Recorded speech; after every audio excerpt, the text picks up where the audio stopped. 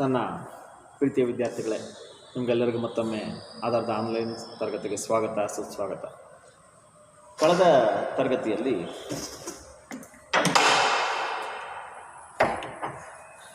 ಒಂದಷ್ಟು ಸಾಹಿತ್ಯಾತ್ಮಕವಾದ ವಿಚಾರಗಳನ್ನ ಚರ್ಚೆ ಮಾಡ್ತಾ ಹೇಗೆ ಕನ್ನಡ ಸಾಹಿತ್ಯ ಅಥವಾ ಕನ್ನಡ ಸಾಹಿತ್ಯ ಲೋಕದ ಒಂದಷ್ಟು ವಿದ್ಯಮಾನಗಳು ನಮ್ಮ ಬದುಕಿಗೆ ಅತ್ಯಂತ ಬಹಳ ಮುಖ್ಯ. ವಾಸ್ತವದಲ್ಲಿ ಇತ್ತೀಚಿನ ದಿನಮಾನದಲ್ಲಿ ನಡೀತಾ ಇರಬಹುದಾದಂಥ ಕನ್ನಡದ ಮೇಲಿನ ಒಂದಷ್ಟು ಒತ್ತಡಗಳ ಸಂದರ್ಭದಲ್ಲೂ ಕೂಡ ಪ್ರತಿಯೊಬ್ಬರು ಕನ್ನಡಿಗರಾಗಬೇಕು ಅನ್ನುವಂಥ ಒಂದು ಸಂದರ್ಭವನ್ನು ಮತ್ತು ಒಂದು ಎಚ್ಚರಿಕೆಯನ್ನು ಕೊಡುವಂಥ ಒಂದು ಅನಿವಾರ್ಯ ಕೂಡ ಇವತ್ತು ನಮಗೆ ಬಂದಿರೋದು ದೌರ್ಭಾಗ್ಯ. ಯಾಕೆಂದರೆ ಜಗತ್ತಿನ ಅತ್ಯಂತ ಹಳೆಯ ಭಾಷೆಗಳಲ್ಲಿ ಒಂದಾಗಿರುವಂಥ ಕನ್ನಡ, ಸರಿಸುಮಾರು 2500 ವರ್ಷಗಳ ಸುದೀರ್ಘ ಇತಿಹಾಸವನ್ನು ಹೊಂದಿರುವಂಥ ಕನ್ನಡ ಇವತ್ತು ತನ್ನ ಮಕ್ಕಳಿಂದಲೇ ಅದು ನಶಿಸಿ ಹೋಗ್ತಾ ಇದೆ ಅನ್ನುವಂಥ ದೌರ್ಭಾಗ್ಯ ಇದೆಯಲ್ಲ, ಇದು ಅತ್ಯಂತ ನಾಚಿಕೆಗೇಡಿನ ಸಂದರ್ಭ.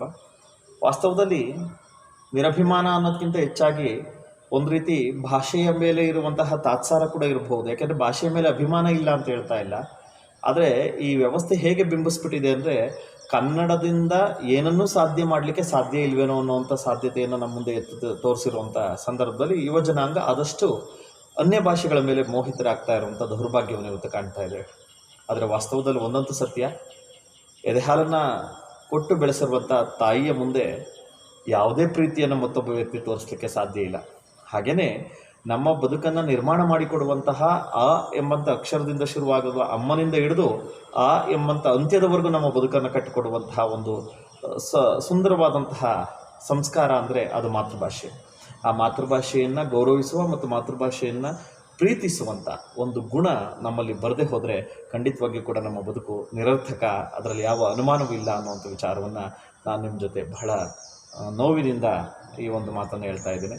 ಸ್ನೇಹಿತರೆ, ನನಗೆ ಗೊತ್ತಿದೆ ನನ್ನ ವಿದ್ಯಾರ್ಥಿಗಳಲ್ಲಿ ಕನ್ನಡ ಅಭಿಮಾನದ ಕೊರತೆ ಏನಿಲ್ಲ, ಆದರೆ ನಿಮ್ಮ ಅಭಿಮಾನ ನಿಮಗೇ ಸೀಮಿತವಾಗದೆ ನಿಮ್ಮಿಂದ ಚಿಲುಮೆ ರೂಪದಲ್ಲಿ ಉಂಟಾಗಿ ಅದು ಇಡೀ ನಿಮ್ಮ ಪರಿಸರದಲ್ಲಿ ಪಸರಿಸುವಂಥ ಒಂದು ವ್ಯವಸ್ಥೆ ಇದೆಯಲ್ಲ, ಅದು ಆದಾಗ ಮಾತ್ರ, ಅಂದರೆ ಯಾವುದೋ ಒಂದು ಮೂಲೆಯಲ್ಲಿರುವಂತಹ ಮದ್ದಾಗದೆ ಇದು ಎಲ್ಲರಿಗೂ ಹಂಚುವಂತಹ ಒಂದು ಶಕ್ತಿ ಆದಾಗ ಖಂಡಿತವಾಗಿ ಕೂಡ ಕನ್ನಡಕ್ಕೆ ತನ್ನ ನಿಜವಾದಂತಹ ಸುವರ್ಣ ಅವಕಾಶ ಮತ್ತು ಸುವರ್ಣಗಳಿಗೆ ಬರುತ್ತೆ.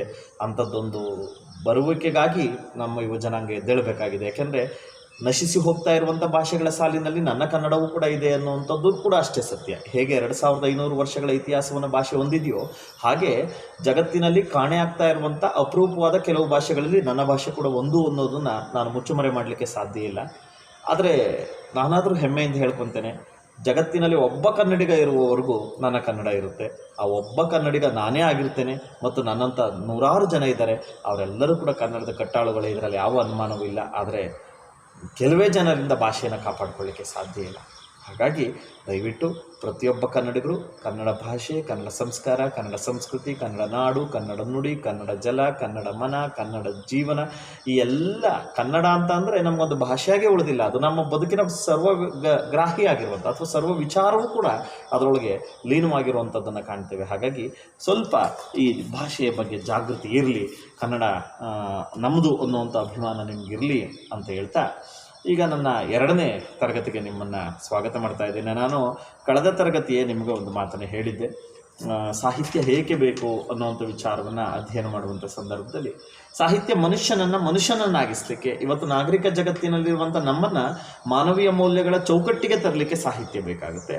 ಆ ಸಾಹಿತ್ಯದ ಒಂದು ಅವಕಾಶವೇ ಇಲ್ಲದಂತೆ ಬದುಕುವಂತಹ ವ್ಯಕ್ತಿ, ನಾನು ಕಳೆದ ತರಗತಿ ಹೇಳಿದಂತೆ ಆತ್ಮವಿಲ್ಲದ ದೇಹವಿದ್ದಂತೆ ಅನ್ನೋದಕ್ಕಿಂತ ಹೆಚ್ಚಾಗಿ ಒಂದು ಪ್ರಾಣಿ ಜಗತ್ತಿನ ಒಬ್ಬ ಒಂದು ಜೀವಿಯಾಗಿ ಬದುಕಲಿಕ್ಕೆ ಸಾಧ್ಯ ಇದೆ. ಯಾಕೆಂದರೆ ಇವತ್ತು ಜಗತ್ತಿನಲ್ಲಿ 29 ಕೋಟಿ ಜೀವರಾಶಿಗಳ ಒಡೆಯನಾಗಿರುವಂಥ ಭಗವಂತನ ಸೃಷ್ಟಿಯಲ್ಲಿ ಮನುಷ್ಯ ಯಾಕೆ ಭಿನ್ನವಾದ ಅನ್ನುವಂಥ ವಿಚಾರ ತಗೊಂಡಾಗ ಅದು ಒಂದು ಸಂಸ್ಕಾರ. ಆ ಸಂಸ್ಕಾರ ಎಲ್ಲಿಂದ ಬರುತ್ತೆ? ಮತ್ತು ಸಾಹಿತ್ಯದಿಂದ ಮತ್ತು ಆ ಚಾರಿತ್ರಿಕವಾದಂಥ ಪರಂಪರೆಯಿಂದ. ಆ ಚಾರಿತ್ರಿಕವಾದ ಪರಂಪರೆಯ ಒಂದು ದಾಖಲಾತಿಯೇ ಸಾಹಿತ್ಯ ಅನ್ನುವಂಥದ್ದು. ಹಾಗಾಗಿ ಆ ಸಾಹಿತ್ಯದ ಸಾಂಗತ್ಯ ಇರೋನು ಸಂಸ್ಕಾರಯುಕ್ತವಾದ ಮನುಷ್ಯನಾಗ್ತಾನೆ.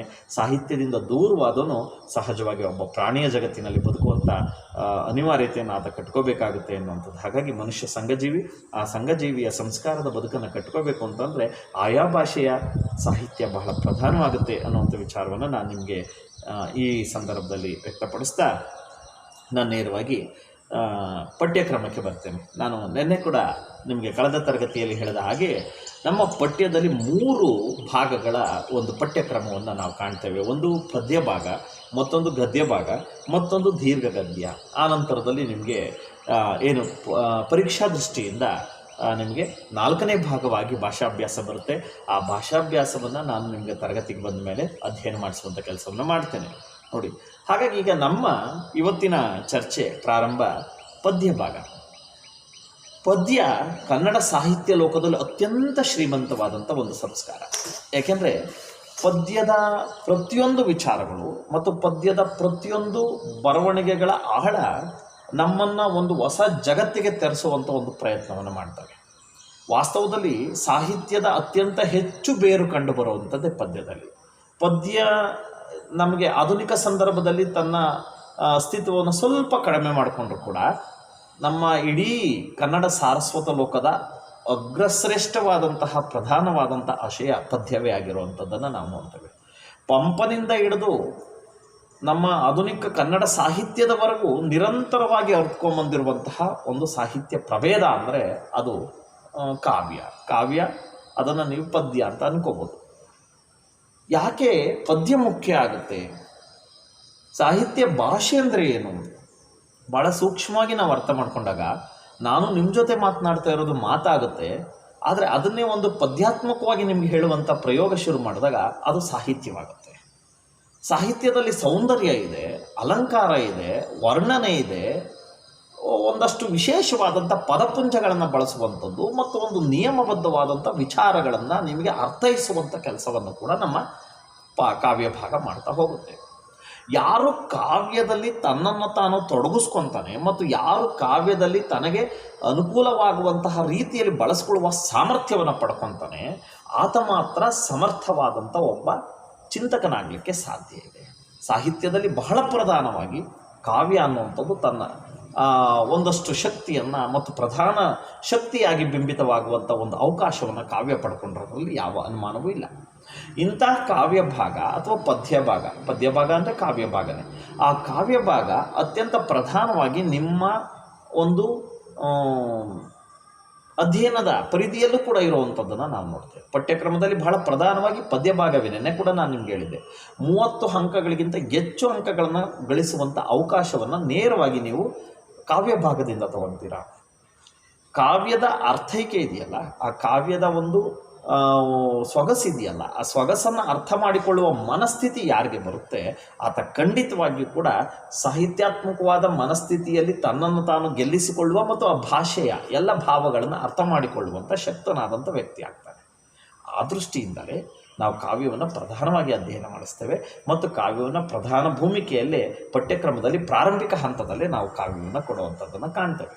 ಹಾಗಾಗಿ ಇಲ್ಲಿ ಇನ್ನೂ ಒಂದು ಬಹಳ ವಿಶೇಷವಾಗಿ ವಿದ್ಯಾರ್ಥಿಗಳಿಗೆ ಹೇಳಬೇಕು ಅಂತ ಅಂದರೆ, ಕಾವ್ಯ ಸರಳವಾಗಿ ಸುಲಭವಾಗಿ ಅಂಕ ಗಳಿಸುವಂಥ ಒಂದು ಮಾದರಿ. ಯಾಕೆಂದರೆ ನಿಮಗೆ ಬೇಕಾಗುವಂಥ ಒಂದಷ್ಟು ಮಾಹಿತಿಯನ್ನು ಕೂಡ ನಾನು ಕೊಡಬೇಕಾಗುತ್ತೆ. ಗದ್ಯದಲ್ಲಿ ಒಂದಷ್ಟು ಕಥೆಗಳನ್ನು ಓದ್ತಾ ಆ ಕಥೆಯ ಯಾವುದೋ ಒಂದು ಭಾಗದಲ್ಲಿ ಪ್ರಶ್ನೆ ಕೇಳುವಂಥ ಸಂದರ್ಭವನ್ನು ಕಾಣ್ತೇವೆ. ಆದರೆ ಕಾವ್ಯ ಹೇಗಪ್ಪ ಅಂತ ಅಂದರೆ ಅದೊಂದು ಗೀತೆಯ ರೂಪದಲ್ಲಿರುತ್ತೆ ಮತ್ತು ಒಂದು ಅಳಗನ್ನಡವಾದರೆ ಅದೊಂದು ಕಥೆ ರೂಪದಲ್ಲೂ ಇರುತ್ತೆ. ಅದನ್ನು ನೀವು ಕರಾರುವಕ್ಕಾಗಿ ಅಧ್ಯಯನ ಮಾಡಿ ಅದನ್ನು ಪೂರ್ತಿ ಮನನ ಮಾಡಿಕೊಂಡ್ರೆ ಒಂದು ಅಂಕವನ್ನು ಕೂಡ ನೀವು ಅದರಿಂದ ವಂಚಿತರಾಗುವಂಥ ಸಾಧ್ಯತೆ ಇಲ್ಲದ ರೀತಿಯಲ್ಲಿ ನೀವು ಅದನ್ನು ಗಳಿಸ್ಕೊಳ್ಳಿಕ್ಕೆ ಸಾಧ್ಯ ಇದೆ. ಹಾಗಾಗಿ ಕಾವ್ಯವನ್ನು ನೀವು ಎಷ್ಟು ಪ್ರೀತಿಸ್ತೀರಾ ಮತ್ತು ಕಾವ್ಯವನ್ನು ಎಷ್ಟು ಇಷ್ಟಪಡ್ತೀರಾ ಅಷ್ಟು ನಿಮಗೆ ಅದು ಅನುಕೂಲವಾದಂತಹ ಒಂದು ಉಪಯುಕ್ತವಾದಂಥ ಮಾದರಿಯಾಗೇ ನಿಮಗೆ ಸಿದ್ಧಿಸುತ್ತೆ. ಹಾಗಾಗಿ ಕಾವ್ಯವನ್ನು ವಿದ್ಯಾರ್ಥಿಗಳು ಅತಿ ಹೆಚ್ಚು ಬಳಕೆ ಮಾಡುವಂಥದ್ದು ಮತ್ತು ಕಾವ್ಯ ಭಾಗವನ್ನು ಅತಿ ಹೆಚ್ಚು ಅಧ್ಯಯನ ಮಾಡುವಂಥದ್ದು ಬಹಳ ಮುಖ್ಯ. 2 ಕಾರಣದಿಂದ. ಒಂದು, ಅಂಕಗಳ ದೃಷ್ಟಿಯಿಂದ. ಮತ್ತೊಂದು, ಕಾವ್ಯಗಳನ್ನು ಅಧ್ಯಯನ ಮಾಡುವಾಗ ಅದು ರಾಗಬದ್ಧವಾಗಿರೋದ್ರಿಂದ ನಿಮ್ಮ ನೆನಪಿನ ಶಕ್ತಿಯನ್ನು ಸಹಜವಾಗಿ ಅದು ಹೊಂದಿಸ್ಕೊಂಡು ಅತಿ ಹೆಚ್ಚು ದೀರ್ಘಕಾಲ ನಿಮ್ಮೊಳಗೆ ಇರಲಿಕ್ಕೆ ಅವಕಾಶವನ್ನು ಪಡ್ಕೊಳುತ್ತೆ. ಈಗ ಗದ್ಯವಾದರೆ ಒಂದು ವಿಚಾರದ ಒಂದು ವಿಚಾರವನ್ನು ಚರ್ಚೆ ಮಾಡುವಾಗ ಅಲ್ಲಿರುವಂಥ ಒಂದಷ್ಟು ಅಂಶಗಳನ್ನು ಮಾತ್ರ ನಮ್ಮ ಮನಸ್ಸಿನಲ್ಲಿ ನೆನಪಿಟ್ಕೊಳ್ಳಿಕ್ಕೆ ಸಾಧ್ಯ ಇದೆ. ಆದರೆ ಕಾವ್ಯ ಪ್ರಾರಂಭಿಕವಾಗಿ ಶುರುವಾಗುವಂಥ ಸಾಲಿನಿಂದ ಕೊನೆ ಸಾಲಿನವರೆಗೂ ನಿರಂತರವಾಗಿ ಹಾಡ್ಕೊಂಡು ಬರಲಿಕ್ಕೆ ಸಾಧ್ಯ ಇದೆ. ಯಾಕೆಂದರೆ ಅದೊಂದು ರಾಗಬದ್ಧವಾಗಿರುತ್ತೆ, ಅದೊಂದು ಲಯಬದ್ಧವಾಗಿರುತ್ತೆ, ಛಂದೋಬದ್ಧವಾಗಿರುತ್ತೆ, ಅಲಂಕಾರಬದ್ಧವಾಗಿರುತ್ತೆ, ಪಾದಬದ್ಧವಾಗಿರುತ್ತೆ. ಹಾಗಾಗಿ ಈ ಚೌಕಟ್ಟಿನಲ್ಲಿರುವಂಥ ಆ ಕಾವ್ಯವನ್ನು ನಾವು ಸಹಜವಾಗಿ ಸುಂದರವಾದ ರೀತಿಯಲ್ಲಿ ಬಳಸ್ಕೊಳ್ಳಿಕ್ಕೆ ಸಾಧ್ಯ ಇದೆ. ಹಾಗಾಗಿ ಇಂಥ ಕಾವ್ಯ ಭಾಗ ನಮಗೆ ಒಂದು ರೀತಿಯ ಪ್ರಧಾನ ಘಟಕವಾಗಿ ನಮ್ಮ ಪಠ್ಯಕ್ರಮದಲ್ಲಿ ಇಟ್ಟಿರುವಂಥದ್ದನ್ನು ಕಾಣ್ತೇವೆ. ಹಾಗಾದರೆ ಇಂಥ ಕಾವ್ಯ ಭಾಗದಲ್ಲಿ ಪ್ರಥಮವಾದ, ನಾನು ನೆನ್ನೆ ಕೂಡ ಹೇಳಿದ್ದೇನೆ, ಯಾಕೆಂದರೆ ಇವತ್ತು 2,500 ವರ್ಷಗಳ ಇತಿಹಾಸವನ್ನು ನನ್ನ ಭಾಷೆಗೆ ನಾನು ಏನು ಹೇಳಿಕ್ಕೆ ಹೊರಟಿದ್ದೇನೆ, ಅಂಥ ಭಾಷೆಯ 2,500 ವರ್ಷಗಳ ಇತಿಹಾಸವನ್ನು ನಾವು ಅರ್ಥ ಮಾಡ್ಕೋಬೇಕು ಅಂದರೆ ಹಳಗನ್ನಡಕ್ಕೆ ಹೋಗಲೇಬೇಕಾಗುತ್ತೆ. ಆ ಹಳಗನ್ನಡದಲ್ಲಿರುವಂಥ ಹರಳುಗಳಿದಾವಲ್ಲ, ಆ ಒಂದು ಅನರ್ಘ್ಯವಾದ ರತ್ನಗಳಿದಾವಲ್ಲ, ಆ ಅಮೂಲ್ಯವಾದಂಥ ಸಂಪತ್ತಿದೆಯಲ್ಲ, ಅದು ನಮಗೆ ಎಷ್ಟು ಅದ್ಭುತವಾದಂಥ ವಿಚಾರಗಳನ್ನು ಕೊಡ್ತಾ ಹೋಗುತ್ತೆ. ನಾವು ಅಂದ್ಕೊಂಬಿಟ್ಟಿದ್ದೇವೆ ಜೀವನದಲ್ಲಿ ಯಾವುದೋ ಒಂದು ಉದ್ಯೋಗವನ್ನು ತಗೊಂಡು ದುಡ್ಡನ್ನು ಸಂಪಾದನೆ ಮಾಡಿ ನಮಗೆ ಬೇಕಾದ ಸ್ಟೇಟಸ್ನಲ್ಲಿ ಬದುಕುವಂಥದ್ದೇ ಜೀವನ ಅಂತ ಏನು ಅಂದ್ಕೊಂಬಿಟ್ಟಿದ್ದೀವಲ್ಲ, ಅದರ ಆಚೆಗೆ ಆತ್ಮತೃಪ್ತಿ ಇದೆಯಲ್ಲ, ಆತ್ಮತೃಪ್ತಿಯನ್ನು ನಾವು ಸಾಕ್ಷಾತ್ಕಾರ ಕೊಡಿಸ್ಕೊಂಡಲೇ ಇದ್ದರೆ ಖಂಡಿತ ನಮ್ಮ ಎಲ್ಲ ದುಡಿಮೆಯು, ನಮ್ಮ ಎಲ್ಲ ಶಕ್ತಿಯು, ನಮ್ಮ ಎಲ್ಲ ಶ್ರಮವು, ನಮ್ಮ ಬದುಕಿನ ಎಲ್ಲ ಮಾರ್ಗಗಳು ಕೂಡ ನಿರರ್ಥಕವಾಗಿ ಹೋಗುವಂಥ ಅಪಾಯ ಇದೆ.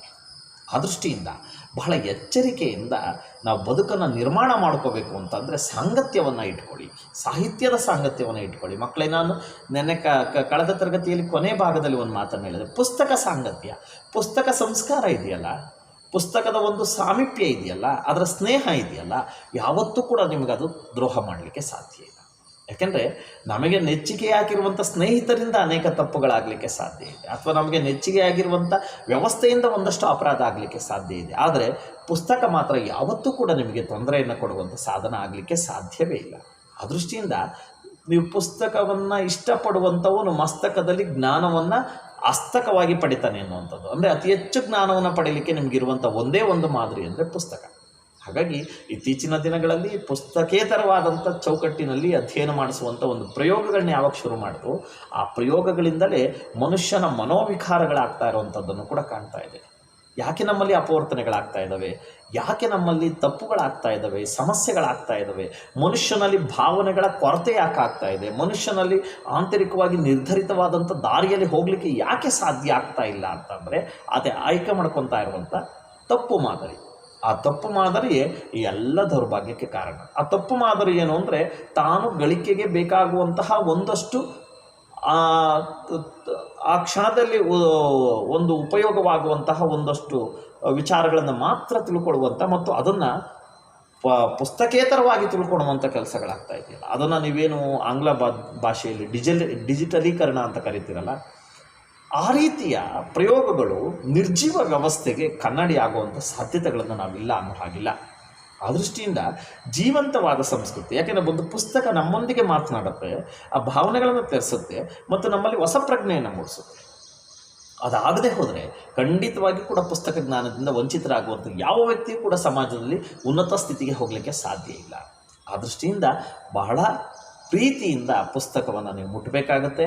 ಇವತ್ತೇನು ನಮಗೆ ದೂರದಲ್ಲಿ ಕೂತ್ಕೊಂಡು ಪಾಠ ಕೇಳುವಂಥ ಈ ಸಂದರ್ಭದಲ್ಲೇ ನಮ್ಗೆ ಅನ್ನಿಸ್ತಾ ಇದೆ, ಇದು ಯಾವುದು ಇದು, ಈ ಒಂದು ಹೊಸ ಮಾದರಿಯಿಂದ ನಮ್ಮ ಮಾಸ್ಟರ್ ಮುಖಗಳನ್ನ ನಾವು ನೇರವಾಗಿ ನೋಡಲಿಕ್ಕಾಗ್ತಿಲ್ಲ, ನಮ್ಮ ವಿದ್ಯಾರ್ಥಿ ಮುಖಗಳನ್ನ ನಾವು ನೇರವಾಗಿ ನೋಡಲಿಕ್ಕಾಗ್ತಾ ಇಲ್ಲ. ಇಂಥದ್ದೊಂದು ದೌರ್ಭಾಗ್ಯಗಳಿದೆಯಲ್ಲ, ಈ ದೌರ್ಭಾಗ್ಯಗಳಿಂದ ಕಲಿಕೆ ಒಂದು ರೀತಿ ಯಾಂತ್ರಿಕವಾಗ್ತಾ ಇರುವಂಥ ಅಪಾಯ ಇದೆ. ಆ ಯಾಂತ್ರಿಕ ಕಲಿಕೆಯಿಂದ ಜ್ಞಾನ ವೃದ್ಧಿ ಆಗುತ್ತೆ, ಭಾವನೆಗಳು ವೃದ್ಧಿ ಆಗಲಿಕ್ಕೆ ಸಾಧ್ಯ ಇಲ್ಲ.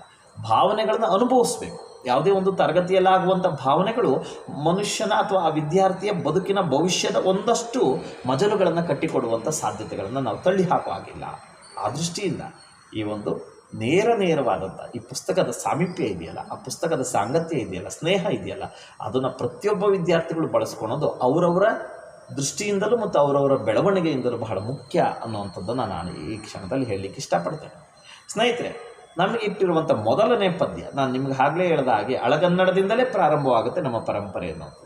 ಯಾವಾಗ ಕವಿರಾಜ ಮಾರ್ಗಕಾರನಾದಂಥ ಶ್ರೀ ವಿಜಯನ ಒಂದು ಕೃತಿ ಆಗ್ಬೋದು, ಒಡ್ಡಾರಾಧನೆ ನಮ್ಮ ಶಿವಕೋಟ್ಯಾಚಾರ್ಯರ ಕೃತಿ ಆಗ್ಬೋದು, ಅಲ್ಲಿಂದ ಪಂಪ ಆದಿಕವಿಯಾಗಿ ಬಂದದ್ದು, ಆ ನಂತರದಲ್ಲಿ ಬರುವಂಥ ರನ್ನ, ಪೊನ್ನ, ನಾಗಚಂದ್ರ, ಜನ್ನ, ಹೀಗೆ ಬಹಳಷ್ಟು ದೊಡ್ಡ ಒಂದು ಸಾಹಿತ್ಯ ವಲಯದ ಒಂದು ದಂಡನ್ನೇ ನಮ್ಮ ಕನ್ನಡ ಪರಂಪರೆ ಹೊಂದಿರುವಂಥದ್ದು ನಾವೆಲ್ಲ ಹೆಮ್ಮೆ ಪಡುವಂಥ ವಿಷಯ.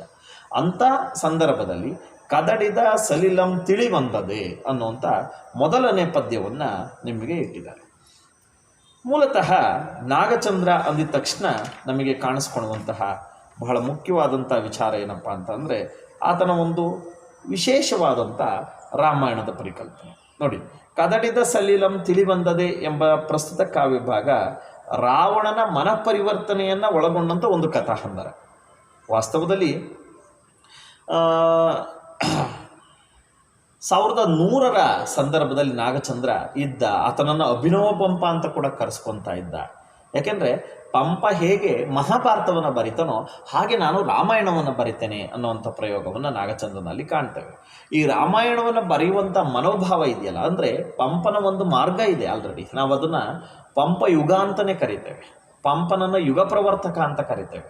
ಹಾಗಾಗಿ ಆದಿಕವಿ ಯಾಕಾಗ್ತಾನೆ ಅಂದರೆ ಅಕಸ್ಮಾತ್ ಪಂಪ ಅವತ್ತಿನ ಸಂಸ್ಕೃತ ಒತ್ತಡಕ್ಕೆ ಸಿಲುಕಿ ತನ್ನ ನಿಜವಾದಂತಹ ಮಾತೃಭಾಷೆಯಾದಂಥ ಕನ್ನಡವನ್ನು ಅವಜ್ಞೆಗೆ ಮಾಡಿ ಆತ ತನಗರಿವಿಲ್ಲದಂತೆ ಸಂಸ್ಕೃತದ ಕೂಸಾಗಿ ಹೋಗ್ಬಿಟ್ಟಿದ್ದರೆ ನಂತರದಲ್ಲಿ ಬರುವಂಥ ಪೀಳಿಗೆಯೂ ಕೂಡ ಅದೇ ಅಪರಾಧವನ್ನು ಮಾಡಿ ಹೋಗಲಿಕ್ಕೆ ಸಾಧ್ಯ ಇತ್ತು. ಯಾಕೆಂದರೆ ಭಾಳ ಜನ ಆದಿಕವಿಗಿಂತ ಹಿಂದೆ ಕವಿಗಳಿರಲಿಲ್ವೇ ಅನ್ನೋ ಪ್ರಶ್ನೆಯನ್ನು ಕೇಳುವ ಸಾಧ್ಯತೆ ಇದೆ. ಸಾವಿರಾರು ಜನ ಕವಿ ಪರಂಪರೆಯನ್ನು ಕನ್ನಡ ಸಾರಸ್ವತ ಲೋಕದಲ್ಲಿ ಅಥವಾ ಕನ್ನಡ ಭೂಮಿಕೆಯಲ್ಲಿ ಕಂಡು ಬರ್ತೇವೆ ನಾವು ಪಂಪನಿಗಿಂತ ಮುಂಚೆ. ದೌರ್ಭಾಗ್ಯ ಏನು ಅಂದರೆ ಅವ್ರ ಮಾತೃಭಾಷೆ ಆಡು ಭಾಷೆ ಕನ್ನಡವಾಗಿರುತ್ತೆ, ಆದರೆ ಅವರ ಸಾಹಿತ್ಯ ಭಾಷೆ ಸಂಸ್ಕೃತವಾಗಿ ಹೋಗುವಂಥ ಅಪಾಯವನ್ನು ನಾವು ಕಾಣ್ತೇವೆ. ಯಾಕೆ ಇಂಥದ್ದೊಂದು ವೈರುಧ್ಯ ಆಯಿತು?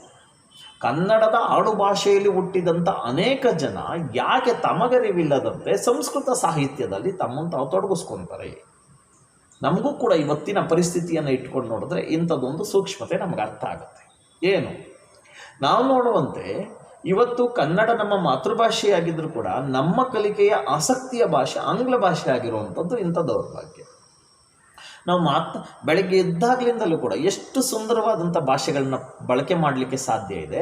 ಆದರೆ ನಾವು ಅದ್ಯಾವುದನ್ನು ಮಾಡೋದಲ್ಲಿ ಯಾವುದೋ ಎರವಲು ಭಾಷೆಗಳನ್ನು ಗುಡ್ ಮಾರ್ನಿಂಗ್ ಅಂದ್ಕೊಂಡು, ಗುಡ್ ಆಫ್ಟರ್ನೂನ್ ಅಂದ್ಕೊಂಡು, ಹ್ಯಾವ್ ಎ ಡಿನ್ನರ್ ಅಂದ್ಕೊಂಡು, ಹ್ಯಾವ್ ಎ ಲಂಚ್ ಅಂದ್ಕೊಂಡು, ಹೌ ಆರ್ ಯು ಅಂದ್ಕೊಂಡು, ವಾಟ್ ಆರ್ ಯು ಡೂಯಿಂಗ್ ಅಂದ್ಕೊಂಡು, ಅದರಲ್ಲೂ ಈ ಮೊಬೈಲ್ಗಳಲ್ಲಿ ಬರುವಂಥ ಒಂದಷ್ಟು ಪದ ಸಂಕುಚಿತವಾದಂಥ ಅರ್ಥ ಇದೆಯಲ್ಲ. ಗುಡ್ ನೈಟ್ ಅನ್ನೋದಕ್ಕೆ GN ಅಂತ ಹೊಡಿತಾರೆ, ಅಥವಾ ಗುಡ್ ಮಾರ್ನಿಂಗ್ ಅನ್ನೋದಕ್ಕೆ GM ಅಂತ ಹೊಡಿತಾರೆ. ಅಂದರೆ ಎರಡೇ ಅಕ್ಷರಗಳಲ್ಲಿ ಇಡೀ ಪದವನ್ನು ಹೇಳುವಂಥದ್ದು. ಇದೇನು ಅಂದರೆ ನಮಗೆ ಅಷ್ಟೊಂದು ತರಾತುರಿಯ ವೇಗದ ಬದುಕನ್ನು, ಒಂದು ಸ್ಪಷ್ಟತೆಯ ಮಾತುಗಳನ್ನು ಅರ್ಥ ಮಾಡಿಕೊಂಡು ಮಾತನಾಡಿ ಅವ್ರ ಬಾಂಧವ್ಯಗಳನ್ನ ಗಳಿಸಬೇಕು ಅನ್ನೋ ಭಾವನೆಗಳು ಇಲ್ಲ, ಯಾಂತ್ರಿಕ ಆಗ್ತಾ ಇದೆ. ಗುಡ್ ಮಾರ್ನಿಂಗ್ ಅಂದಿದ ತಕ್ಷಣ ಆಗುವಂಥ ಭಾವನೆಗೂ ಶುಭೋದಯಗಳು ಗೆಳೆಯರೇ ಎಂದಿದ ತಕ್ಷಣ ಆಗುವಂಥ ಭಾವನೆಗಳಿಗೂ ಎಷ್ಟೊಂದು ವ್ಯತ್ಯಾಸ ಇರುತ್ತೆ. ಭಾಷೆಯನ್ನು ಪ್ರೀತಿಸಿದಾಗ, ಆ ಭಾಷೆಯ ಮೌಲ್ಯವನ್ನು ಅರ್ಥ ಮಾಡಿಕೊಂಡಾಗ, ಮಾತೃಭಾಷೆಯ ನಿಜವಾದಂಥ ಹೃದಯದ ಆಂತರಿಕವಾದಂಥ ತುಡಿತವನ್ನು ಅರ್ಥ ಮಾಡಿಕೊಂಡಾಗ ನಿಜವಾಗ್ಲೂ ಕೂಡ ಒಂದು ಭಾಷೆಯ ಶಕ್ತಿ ನಮಗೆ ಅರ್ಥ ಆಗಲಿಕ್ಕೆ ಸಾಧ್ಯ ಇದೆ. ಮೊದಲು ಅದನ್ನು ಮಾಡಬೇಕಾಗಿದೆ. ದೌರ್ಭಾಗ್ಯವಶಾತ್ ನಮ್ಮ ಇತ್ತೀಚಿನ ಯುವಜನಾಂಗಕ್ಕೆ ಭಾಷೆಯನ್ನು ಬಳಸೋದೇ ಒಂದು ಅವಹೇಳನ ಆಗೋಗ್ಬಿಟ್ಟಿದೆ. ಆಂಗ್ಲ ಮಾಧ್ಯಮದಲ್ಲಿ ನಾವು ಏನೋ ಒಂದು ಪದವನ್ನು ಬಳಸೋದನ್ನ ನಾವು ಅತ್ಯಂತ ಅದ್ಭುತ ಅಂದ್ಕೊಂಡ್ಬಿಟ್ಟಿದ್ದೇವೆ. ಅದನ್ನು ನಾವು ಸಮಾಜದ ಉನ್ನತೀಕರಣವಾದಂಥ ಭಾವ ಅನ್ನುವಂಥ ಭಾಗದಲ್ಲಿ ಬಳಸ್ತಾ ಇದ್ದೇವೆ. ವಾಸ್ತವದಲ್ಲಿ ಇಂಗ್ಲೆಂಡಿನಲ್ಲಿರುವಂಥ ಅವಿದ್ಯಾವಂತ ಕೂಡ ಇಂಗ್ಲೀಷನ್ನು ಮಾತಾಡ್ತಾನೆ ಅನ್ನುವಂಥದ್ದನ್ನು ಮರೆತು ಬಿಟ್ಟಿದ್ದೀವಿ ನಾವು. ಇಂಗ್ಲೀಷ್ ಅದ್ಭುತವಾದ ಭಾಷೆ ಏನಲ್ಲ, ಅದರ ದೌರ್ಭಾಗ್ಯ ಜಗತ್ತಿನಾದ್ಯಂತ ಬಳಕೆ ಆಗ್ತಿರುವಂಥ ಭಾಷೆ ಅಷ್ಟೇ. ಆ ಲೆಕ್ಕ ತಗೊಂಡ್ರೆ ಇಂಗ್ಲೀಷಿನ ಐತಿಹಾಸಿಕ ಪರಂಪರೆ ನಮ್ಮ ಕನ್ನಡದ ಮುಂದೆ ಏನೂ ಅಲ್ಲ. ನಮ್ಮ ಭಾರತೀಯ ಭಾಷೆಗಳ ನೆಲೆ ಇದೆಯಲ್ಲ, ಆ ನೆಲೆಯನ್ನು ಅಧ್ಯಯನ ಮಾಡಿದಾಗ ಆಂಗ್ಲ ಭಾಷೆಯ ಆ ಒಂದು ಶಕ್ತಿ ನಮ್ಮನ್ನು ಯಾವುದೇ ಭಾಷೆಗೂ ಸಮ ಆಗಲಿಕ್ಕೆ ಸಾಧ್ಯ ಇಲ್ಲ. ಆದರೆ ನಮ್ಮ ದೌರ್ಭಾಗ್ಯ ಏನಪ್ಪ ಅಂದರೆ ಒಂದು ಚೌಕಟ್ಟಿನ ಆಚೆಗೆ ಭಾಷೆಯನ್ನು ಒಯ್ಯುವಂಥ ಕೆಲಸ ನಾವು ಮಾಡಲಿಲ್ಲ. ಆ ಒಂದು ಉತ್ತಮವಾದಂಥ ಪ್ರಯತ್ನ ನಮ್ಮಿಂದ ಆಗಿದ್ದಿದ್ರೆ, ಜಾಗತಿಕ ಮಟ್ಟದಲ್ಲಿ ಭಾಷೆಯನ್ನು ನಾವು ಪರಿಚಯಿಸುವಂಥ ಕೆಲಸ ಆಗಿದ್ದಿದ್ರೆ ಖಂಡಿತ ಇವತ್ತು ಯಾವುದೋ ಇನ್ನೊಂದು ಭಾಷೆ ಜಗತ್ತನ್ನು ಆಳಲಿಕ್ಕೆ ಸಾಧ್ಯ ಇದೆ. ಅವತ್ತಿಗೆ ಆಟೋಮನ್ ಟರ್ಕರು ಏನು ಕಾನ್ಸ್ಟಾಂಟಿನೋಪಲ್ ನಗರವನ್ನು ವಶಪಡಿಸಿಕೊಂಡಂಥ ಸಂದರ್ಭದಲ್ಲಿ ಹೊಸ ಜಲಮಾರ್ಗವನ್ನು ಕಂಡಿಡಿದು ಭಾರತದೊಂದಿಗೆ ಸಂಪರ್ಕ ಏರ್ಪಡಿಸಬೇಕು ಅಂತ ಶುರುವಾದಂಥ ಈ ವಸಾಹತುಕರಣ ಇದೆಯಲ್ಲ, ಆ ವಸಾಹತುಕರಣದ ಪ್ರಯೋಗವೇ ಇಂಗ್ಲೀಷನ್ನು ಇವತ್ತು ಅಂತಾರಾಷ್ಟ್ರೀಯ ಭಾಷೆಯನ್ನಾಗಿ ಮಾಡಲಿಕ್ಕೆ ಸಾಧ್ಯ ಆಗಿದೆ. ಅಕಸ್ಮಾತ್ ಅದೊಂದು ಪ್ರಯೋಗ ಆಗದೇ ಇದ್ದಿದ್ದರೆ ಅವತ್ತು ಜಲಮಾರ್ಗಗಳ ಮೂಲಕ ಬೇರೆ ಬೇರೆ ದೇಶಗಳಿಗೆ ಬಂದು ತಮ್ಮ ಅಧಿಕಾರವನ್ನು ಸ್ಥಾಪನೆ ಮಾಡಿ ಜಗತ್ತಿನ ಅನೇಕ ದೇಶಗಳ ಮೇಲೆ ತನ್ನ ರಾಜತಾಂತ್ರಿಕವಾದಂಥ ಹಿಡಿತವನ್ನು ಇಂಗ್ಲೆಂಡ್ ಸಾಧಿಸದೆ ಹೋಗಿದ್ದಿದ್ರೆ ಇವತ್ತು ಆಂಗ್ಲ ಭಾಷೆ ಅಂತಾರಾಷ್ಟ್ರೀಯ ಭಾಷೆ ಆಗಲಿಕ್ಕೆ ಸಾಧ್ಯವೇ ಇರಲಿಲ್ಲ. ಏನು ಅಷ್ಟು ಅದ್ಭುತವಾದ ಭಾಷೆ ಅಲ್ಲ ಅದು. ಅನೇಕ ಪದಗಳಿಗೆ ಸ್ವಂತ ಉಚ್ಚಾರಣೆನೇ ಇಲ್ಲ ಅದಕ್ಕೆ. ಕನ್ನಡದ ಲಕಾರಕ್ಕೂ ಲಕಾರಕ್ಕೂ ಎಲ್ಲಂತಾನೆ ಬಳಸಬೇಕಾಗಿದೆ ನಾವು. ಕನ್ನಡದ ನಕಾರಕ್ಕೂ ನಕಾರಕ್ಕೂ ಎನ್ನಂತಾನೆ ಬಳಸಬೇಕಾಗಿದೆ ನಾವು, ಹೌದಲ್ವಾ? ಆದರೆ ನನ್ನ ಭಾಷೆಯಲ್ಲಿ ಎಲ್ಲ ಇದೆ. ನಕಾರವೂ ಇದೆ, ನಕಾರವೂ ಇದೆ, ಲಕಾರವೂ ಇದೆ, ಲಕಾರವೂ ಇದೆ. ಅದರ ದೌರ್ಭಾಗ್ಯ ಇಲ್ಲದ ಭಾಷೆಯನ್ನೇ ಅಪ್ಪಿಕೊಂಡು ಬದುಕುವಂಥ ಒಂದು ದುಸ್ಥಿತಿಗೆ ನಾವು ಇವತ್ತು ಬದುಕ್ಬಿಟ್ಟಿದ್ದೇವೆ. ಅದಕ್ಕೆ ಹೇಳ್ತಾರೆ ಶಿವರುದ್ರಪ್ಪನವ್ರ ಒಂದು ಕಡೆ, ಇರುವುದ ಬಿಟ್ಟು ಇರದುದರೆಡೆಗೆ ತುಡಿಯುವುದೇ ಜೀವನ, ಯಾವ ಮೋಹನ ಮುರಳಿ ಕರೆಯಿತು ದೂರ ತೀರಕ್ಕೆ ನಿನ್ನನ್ನು. ಎಂಥ ದೌರ್ಭಾಗ್ಯ ನೋಡಿ. ಸಮೃದ್ಧವಾದಂಥ ಊಟ ನಮ್ಮ ತಟ್ಟೆಯಲ್ಲಿದೆ, ಆದರೆ ಪಕ್ಕದ ಮನೆಯ ಒಗ್ಗರಣೆ ವಾಸನೆಗೆ ನಾವು ಆಸೆ ಪಡ್ತೇವೆ. ಇದು ಮನುಷ್ಯನ ದೌರ್ಭಾಗ್ಯ. ಖಂಡಿತ ನಿಮಗೊಂದು ಮಾಹಿತಿಯನ್ನು ಕೊಡಲಿಕ್ಕೆ ಇಷ್ಟಪಡ್ತೇನೆ. ಭಾರತದಲ್ಲಿರುವಂಥ ಕನ್ನಡಿಗರ ಸಮಸ್ಯೆ ಅಲ್ಲ ಇದು, ಜಗತ್ತಿನಲ್ಲಿರುವಂಥ ಪ್ರತಿಯೊಬ್ಬರ ಸಮಸ್ಯೆ. ಪ್ರತಿಯೊಬ್ಬರಿಗೂ ಕೂಡ ಬೇರೆ ಭಾಷೆಯನ್ನು ಕಲಿಬೇಕು, ಬೇರೆ ಭಾಷೆಯನ್ನು ಆಡಬೇಕು ಅನ್ನುವಂಥ ಒಂದು ತುಡಿತ ಸಹಜವಾಗಿ ಇದೆ. ಭಾರತದಲ್ಲಿರುವಂಥ ಎಲ್ಲ ಭಾಷೆಗಳ ಮೇಲೆ ಇವತ್ತು ಆಂಗ್ಲ ಭಾಷೆ ಜೀವಂತವಾಗಿರಲಿಕ್ಕೆ ಸಾಧ್ಯ ಏನಪ್ಪ ಅಂದರೆ ಈ ಒಂದು ಸೆಳೆತ. ಆಂಗ್ಲ ಭಾಷೆಯನ್ನು ಕಲಿಬೇಕು, ಆಂಗ್ಲ ಭಾಷೆಯನ್ನು ಕಲಿಬೇಕು. ಅದಕ್ಕೆ ಪೂರಕವಾಗಿ ಆಂಗ್ಲ ಭಾಷೆಯಲ್ಲಿ ಇರುವಂಥ ಒಂದಷ್ಟು ಅವಕಾಶಗಳು ಮನುಷ್ಯ ಗೆಲ್ಲಲಿಕ್ಕೆ, ಅಂದರೆ ಆರ್ಥಿಕವಾಗಿ ಗೆಲ್ಲಲಿಕ್ಕೆ ಬೇಕಾಗುವಂಥ ಸಂಪನ್ಮೂಲದ ಅವಕಾಶಗಳನ್ನು ಕೂಡ ಆಂಗ್ಲ ಭಾಷೆ ತನ್ನ ಸೀಮಿತವಾದಂಥ ಚೌಕಟ್ಟಿನಲ್ಲಿ ಇಟ್ಕೊಂಡಿರೋದ್ರಿಂದ ಒಂದಷ್ಟು ಕಲಿಕೆ ಮತ್ತು ಗಳಿಕೆಯ ಭಾಷೆಯಾಗಿ ಆಂಗ್ಲ ಭಾಷೆ ಎಲ್ಲರ ಮನಸ್ಸನ್ನು ಗೆದ್ದಿರೋದನ್ನು ಕಾಣ್ತೇವೆ. ಆದರೆ ನಮ್ಮ ಮಾತೃಭಾಷೆಯ ಮೌಲ್ಯ ಮಾತ್ರ ಯಾವತ್ತೂ ಕೂಡ ನಮ್ಮ ಹೃದಯದಲ್ಲಿ ಖಂಡಿತ ಸದಾ ಅಚ್ಚಳಿಯದಾಗೆ ಇರುತ್ತೆ. ಹಾಗೆ ಇಲ್ಲಿ ಕೂಡ ಅವತ್ತಿಗೆ ಸಂಸ್ಕೃತ ಇಡೀ ಭಾರತದಾದ್ಯಂತ ಇದ್ದಂಥ ಭಾಷೆ. ಒಬ್ಬ ಕವಿಯಾದಂಥವನು ತನ್ನ ಕನ್ನಡ ಭಾಷೆಯಲ್ಲಿ ಒಂದು ಸಾಹಿತ್ಯವನ್ನು ಬರೆದು ಅದನ್ನು ಪ್ರಚಾರ ಮಾಡಿದ್ರೆ ಒಂದಷ್ಟು ಜನರಿಗೆ ಮಾತ್ರ ತಲುಪ್ತಿತ್ತು. ಅದೇ ಒಬ್ಬ ಕವಿ ಕನ್ನಡ ಭಾಷೆಯಲ್ಲಿರುವಂಥ ಆತ ಸಂಸ್ಕೃತವನ್ನು ಕಲಿತು ಸಂಸ್ಕೃತ ಭಾಷೆಯಲ್ಲಿ ಬರೆದ್ರೆ ಅದನ್ನು ವಿಶಾಲವಾದಂಥ ಭಾರತದಲ್ಲಿ ಅಧ್ಯಯನ ಮಾಡುವಂಥ ಮತ್ತು ಪರಿಚಯವಾಗುವಂಥ ಸಾಧ್ಯತೆ ಇತ್ತು. ಹಾಗಾಗಿ ಜನ ಆಯ್ಕೆಯ ದೃಷ್ಟಿ ಬಂದಾಗ ಅಲ್ಲೂ ಕೂಡ ಮಾತೃಭಾಷೆಯನ್ನು ಪಕ್ಕಕ್ಕಿಟ್ಟು ಸಂಸ್ಕೃತ ಭಾಷೆಗೆ ತಮ್ಮನ್ನು ತಾವು ಒಗ್ಗಿಸ್ಕೊಂಡಿದ್ದನ್ನು ಕೂಡ ಕಾಣ್ತೇವೆ. ಅಂಥ ಸಂದರ್ಭದಲ್ಲಿ, ಅಂಥ ಕ್ಲಿಷ್ಟಕರವಾದ ವಿಚಾರದಲ್ಲಿ, ಅಂತಹ ಒಂದು ಭೂಮಿಕೆಯಲ್ಲಿ ಕನ್ನಡ ಭಾಷೆಯೇ ನನಗೆ ಇಷ್ಟ ಅಂತ ಆರಂಕುಸವಿಟ್ಟೊಡಂ ನೆನವುದೆನ್ನಮನಂ ವನವಾಸಿ ದೇಶಮಂ ಅಂತ ಅಂದು ಕನ್ನಡ ಭಾಷೆಯಲ್ಲಿ ಮೊಟ್ಟ ಮೊದಲ ಪ್ರಯೋಗವನ್ನು ಶುರು ಮಾಡಿ ಸಾಹಿತ್ಯಾತ್ಮಕವಾದಂಥ ಒಂದು ಅದ್ಭುತವಾದಂತಹ ಕೃತಿಗಳನ್ನು ಕೊಡೋದ್ರ ಮೂಲಕ ಕನ್ನಡದಲ್ಲೂ ಬರೀರಿ ಅನ್ನುವಂಥ ಒಬ್ಬ ಮೇಷ್ಟ್ರಾದಂಥವನು ನಮ್ಮ ಪಂಪ. ಆ ಪಂಪ ಆ ಕೆಲಸ ಮಾಡದೆ ಹೋಗಿದ್ದಿದ್ರೆ ನಂತರದಲ್ಲಿ ಬರುವಂಥ ರನ್ನ ಆಗ್ಬೋದು, ಪನ್ನ ಆಗ್ಬೋದು, ಜನ್ನ ಆಗ್ಬೋದು, ನಮ್ಮ ನಾಗಚಂದ್ರ ಆಗ್ಬೋದು, ಬಹಳಷ್ಟು ಜನ ನಾಯಕನಿಲ್ಲದೆ ಇದ್ದರೆ ಎಲ್ಲರೂ ಕೂಡ ಹೇಗೆ ತಲೆ ತಗ್ಗಿಸ್ಕೊಂಡು ಕುರಿ ಸಂಸ್ಕೃತಿಯ ರೀತಿಯಲ್ಲಿ ಹಳ್ಳಕ್ಕೆ ಬೀಳ್ತಾರೋ ಹಾಗೆ ಎಲ್ಲರೂ ಹೋಗಿ ಸಂಸ್ಕೃತದ ಒಂದು ದೊಡ್ಡ ಬಿಡಾರವನ್ನು ಸೇರಿಬಿಡ್ತಾ ಇದ್ರು. ಆದರೆ ಆ ತಪ್ಪು ದಾರಿಗೆ ಹೋಗ್ತಾ ಇದ್ದಂಥ ನಮ್ಮ ಪ್ರಜ್ಞಾವಂತರನ್ನು ಜಾಗೃತಗೊಳಿಸುವಂಥ ಒಬ್ಬ ದಿಟ್ಟ ನಾಯಕನ ಅಗತ್ಯ ಇತ್ತಲ್ಲ, ಆ ನಾಯಕನ ಅಗತ್ಯವೇ ಪಂಪ. ಆ ಪಂಪ ಅದನ್ನು ಯಶಸ್ವಿಗೊಳಿಸಿದ್ರಿಂದ ಅನೇಕ ಜನ ಕನ್ನಡದ ಜಾಗೃತಿಗೆ ಮುನ್ನುಡಿಯಾಡಿದ್ದನ್ನು ಕಾಣ್ತೀವಿ. ಹಾಗಾಗಿ ಅಂಥದ್ದೊಂದು ಪ್ರಯೋಗದಲ್ಲಿ ನಾಗಚಂದ್ರ ಬಹಳ ವಿಶೇಷವಾಗಿ ಪಂಪನಿಂದ ಪ್ರಭಾವಿತನಾಗಿದ್ದರಿಂದ ಪಂಪ ಹೇಗೆ ಮಹಾಭಾರತವನ್ನು ಬರೆದ ಹಾಗೆ ಇವನು ರಾಮಾಯಣವನ್ನು ಬರೀತೇನೆ ಅಂತ ಪ್ರಯೋಗವನ್ನು ಶುರು ಮಾಡ್ತಾನೆ. ನೋಡಿ, ಮಲ್ಲಿನಾಥ ಪುರಾಣ ಮತ್ತು ರಾಮಚಂದ್ರ ಪುರಾಣ ಈತ ಬರೆದಂಥ ಎರಡು ಚಂಪು ಕೃತಿಗಳು. ಇಲ್ಲೊಂದು ವಿಶೇಷ ಗಮನಿಸಿ, ಪಂಪನನ್ನು ಯಾಕೆ ನಾವು ಪ್ರವರ್ತಕ ಅಂತ ಕರಿತೇವೆ ಅಂದರೆ ಅನೇಕ ಮೊದಲುಗಳನ್ನು ಪ್ರಾರಂಭ ಮಾಡೋದನ್ನು ಪಂಪ. ಒಂದು, ಮೊಟ್ಟ ಮೊದಲು ಕನ್ನಡದಲ್ಲಿ ಬರೀಲಿಕ್ಕೆ ಪ್ರಾರಂಭ ಮಾಡ್ತಾನೆ, ಇದು ಕೂಡ ಅವನ ಮೊದಲನೇ ಪ್ರಯತ್ನ. ಮತ್ತು ಚಂಪು ಕೃತಿಯನ್ನು ಪ್ರಾರಂಭ ಮಾಡ್ತಾನೆ. ಚಂಪು ಕೃತಿಯ ಚಂಪು ಶೈಲಿಯನ್ನು ಮೊಟ್ಟ ಮೊದಲ ಬಾರಿಗೆ ಕನ್ನಡದಲ್ಲಿ ಪರಿಚಯಿಸ್ತಾರೆ. ಜೊತೆಗೆ ಒಂದು ಧಾರ್ಮಿಕ ಕಾವ್ಯ, ಒಂದು ಲೌಕಿಕ ಕಾವ್ಯವನ್ನು ಕನ್ನಡಕ್ಕೆ ಪರಿಚಯಿಸ್ತಾರೆ. ಇದ್ರ ಜೊತೆಗೆ ಇನ್ನೂ ಒಂದು ಮೊದಲೇನಪ್ಪ ಅಂದರೆ ಮೊಟ್ಟ ಮೊದಲ ಮಹಾಭಾರತವನ್ನು ಕೊಟ್ಟಂಥ ಕೀರ್ತಿ ಕೂಡ ನಮ್ಮ ಪಂಪನಿಗೆ ಸಲ್ಲುತ್ತೆ. ಹೀಗೆ ಅನೇಕ ಮೊದಲುಗಳನ್ನು ಕನ್ನಡಕ್ಕೆ ತಂದು ಕೊಡುವಂತಹ ಸಂದರ್ಭದಲ್ಲಿ ಪಂಪ ತನ್ನದೇ ಆದಂಥ ಶಕ್ತಿಯುತವಾದಂಥ ಪ್ರಯತ್ನವನ್ನು ಮಾಡೋದನ್ನು ಕಾಣ್ತೇವೆ. ಆನಂತರದಲ್ಲಿ ಬಂದಂಥ ರನ್ನ, ಆನಂತರದಲ್ಲಿ ಬಂದಂಥ ಪನ್ನ, ಹೀಗೆ ಅನೇಕ ಜನ ಕನ್ನಡ ಸಾರಸ್ವತ ಲೋಕವನ್ನು ಶ್ರೀಮಂತಗೊಳಿಸಿರೋದ್ರಲ್ಲಿ ಯಾವ ಅನುಮಾನವೂ ಇಲ್ಲ. ಇಲ್ಲಿ ನಾಗಚಂದ್ರ ಇಂಥದ್ದೇ ಒಂದು ಸಂದರ್ಭವನ್ನು ಗಮನಿಸಿದಾಗ ಆತ ಕೂಡ ಎರಡು ಕೃತಿಗಳನ್ನು ಬರೀತಾನೆ. ಅದರಲ್ಲಿ ಒಂದು ಧಾರ್ಮಿಕ ಕಾವ್ಯ, ಒಂದು ಲೌಕಿಕ ಕಾವ್ಯ. ಧರ್ಮ ಮನುಷ್ಯನ ಹೃದಯದ ಆತ್ಮದ ಶ್ರೀಮಂತಿಕೆಯ ಸಂಕೇತ. ಯಾರ ಆತ್ಮ ಶ್ರೀಮಂತವಾಗಿರುತ್ತೆ ಆತ ಖಂಡಿತವಾಗಿಯೂ ಕೂಡ ಹೃದಯದಲ್ಲಿ ಸಂಪೂರ್ಣವಾಗಿ ಎಲ್ಲ ಆನಂದವನ್ನು ಅನುಭವಿಸಲಿಕ್ಕೆ ಸಾಧ್ಯ ಇದೆ. ಆತ್ಮ ಶ್ರೀಮಂತಿಕೆ ಬಹಳ ಮುಖ್ಯ. ನಮ್ಮಲ್ಲಿ ಇವತ್ತು ದೇಹ ಶ್ರೀಮಂತಿಕೆ ಇದೆ. ಹೇಗೆ ಅಂದರೆ ಎಕರೆಗಟ್ಟಲೆ ಮನೆ ಕಟ್ಟುವಂಥದ್ದು, ಹಾಸಿಗೆಯನ್ನು ದುಡ್ಡಿನಲ್ಲೇ ಮಾಡಿಸುವಂಥದ್ದು, ಅಥವಾ ಐಷಾರಾಮಿ ಕಾರುಗಳು ಒಂದೊಂದು ಕಾರೇ ಕೋಟಿಗಟ್ಟಲೆ ತಗೊಳ್ಳೋವಂಥದ್ದು, ಅಥವಾ ಬ್ಯಾಂಕ್ ಬ್ಯಾಲೆನ್ಸ್ಗಳನ್ನಂತೂ ಸೊನ್ನೆಗಳ ಲೆಕ್ಕ ಇಲ್ಲದಂತೆ ಇಡುವಂಥದ್ದು. ಹೀಗೆ ನಮ್ಮ ಈ ಗಳಿಕೆಯ ಆನಂದವನ್ನು ಪಡಿತಿದ್ದೀವಿ. ಅದನ್ನು ನಾವು ಕ್ಷಣಿಕವಾದಂಥ ಆನಂದವನ್ನೇ ಶಾಶ್ವತವಾದ್ದು ಅಂದ್ಕೊಳ್ತಾ ಇದ್ವಿ. ಆದರೆ ಆತ್ಮಕ್ಕೊಂದು ಆನಂದ ಸಿಗುವಂಥ ಪ್ರಯೋಗ ಇದೆಯಲ್ಲ, ಆತ್ಮದ ಆನಂದದ ಪರಿಕಲ್ಪನೆ ನಮಗೆ ಗೊತ್ತಾಗ್ತಾ ಇಲ್ಲ. ಇದು ನಮಗಿರುವಂಥ ಒಂದು ದೊಡ್ಡ ದೌರ್ಭಾಗ್ಯ. ಹಾಗಾಗಿ ಆತ್ಮಶ್ರೀಮಂತಿಕೆ ಬೇಕು. ಆತ್ಮಶ್ರೀಮಂತಿಕೆಯ ಒಂದು ಸಂದರ್ಭದಲ್ಲಿ ನಾವು ಯೋಚನೆ ಮಾಡೋದಾದರೆ ಖಂಡಿತವಾಗಿಯೂ ಕೂಡ ಈ ಸಾಹಿತ್ಯಾತ್ಮಕವಾದಂಥ ಚಿಂತನೆಗಳು ನಮ್ಗೆ ಬಹಳ ಮುಖ್ಯ ಆಗುತ್ತೆ. ಆ ದೃಷ್ಟಿಯಿಂದ ಧಾರ್ಮಿಕ ಕಾವ್ಯ, ಧರ್ಮ ನಾವು ಅಂದ್ಕೊಂಡ ಹಾಗೆ ಹಿಂದೂ ಧರ್ಮ, ಕ್ರೈಸ್ತ ಧರ್ಮ, ಮುಸ್ಲಿಂ ಧರ್ಮ ಇದು ನಮ್ಮ ಚೌಕಟ್ಟಿನ ಧರ್ಮ. ವಾಸ್ತವದಲ್ಲಿ ಮಾನವತೆಯ ಧರ್ಮ ಅಂದರೆ ಒಬ್ಬ ಮನುಷ್ಯನನ್ನು ಮತ್ತೊಬ್ಬ ಮನುಷ್ಯ ಗೌರವಿಸುವ, ಪ್ರೀತಿಸುವ, ರಕ್ಷಿಸುವ ಮತ್ತು ಆತನ ಕಷ್ಟವನ್ನು ನಿವಾರಿಸುವಂಥ ಮನೋಭಾವ ಇದೆಯಲ್ಲ, ಅದು ನಿಜವಾದಂಥ ಧರ್ಮ ಆಗುತ್ತೆ.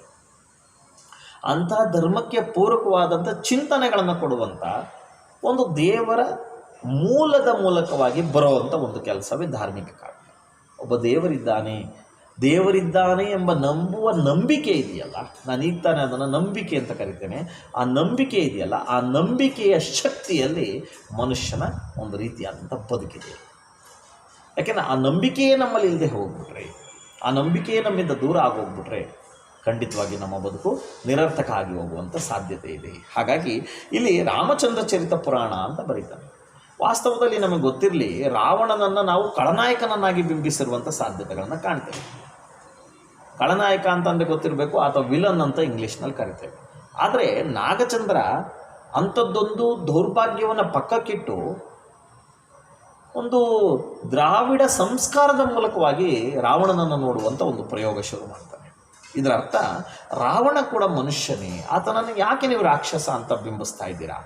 ಆತ ಒಬ್ಬ ಬಲಿಷ್ಠ ಶಕ್ತಿ ಇದ್ದಂಥ ವ್ಯಕ್ತಿ. ಎಷ್ಟರ ಮಟ್ಟಿಗೆ ಅಂದರೆ ರಾಮನ ಮುಂದೆಯೂ ಕೂಡ ತನ್ನ ಶಕ್ತಿ ಸಾಮರ್ಥ್ಯವನ್ನು ಅತಿಶಯವಾಗಿ ಬಳಸಬಲ್ಲಂಥ ಒಬ್ಬ ಮಹಾಪುರುಷ ರಾಮ.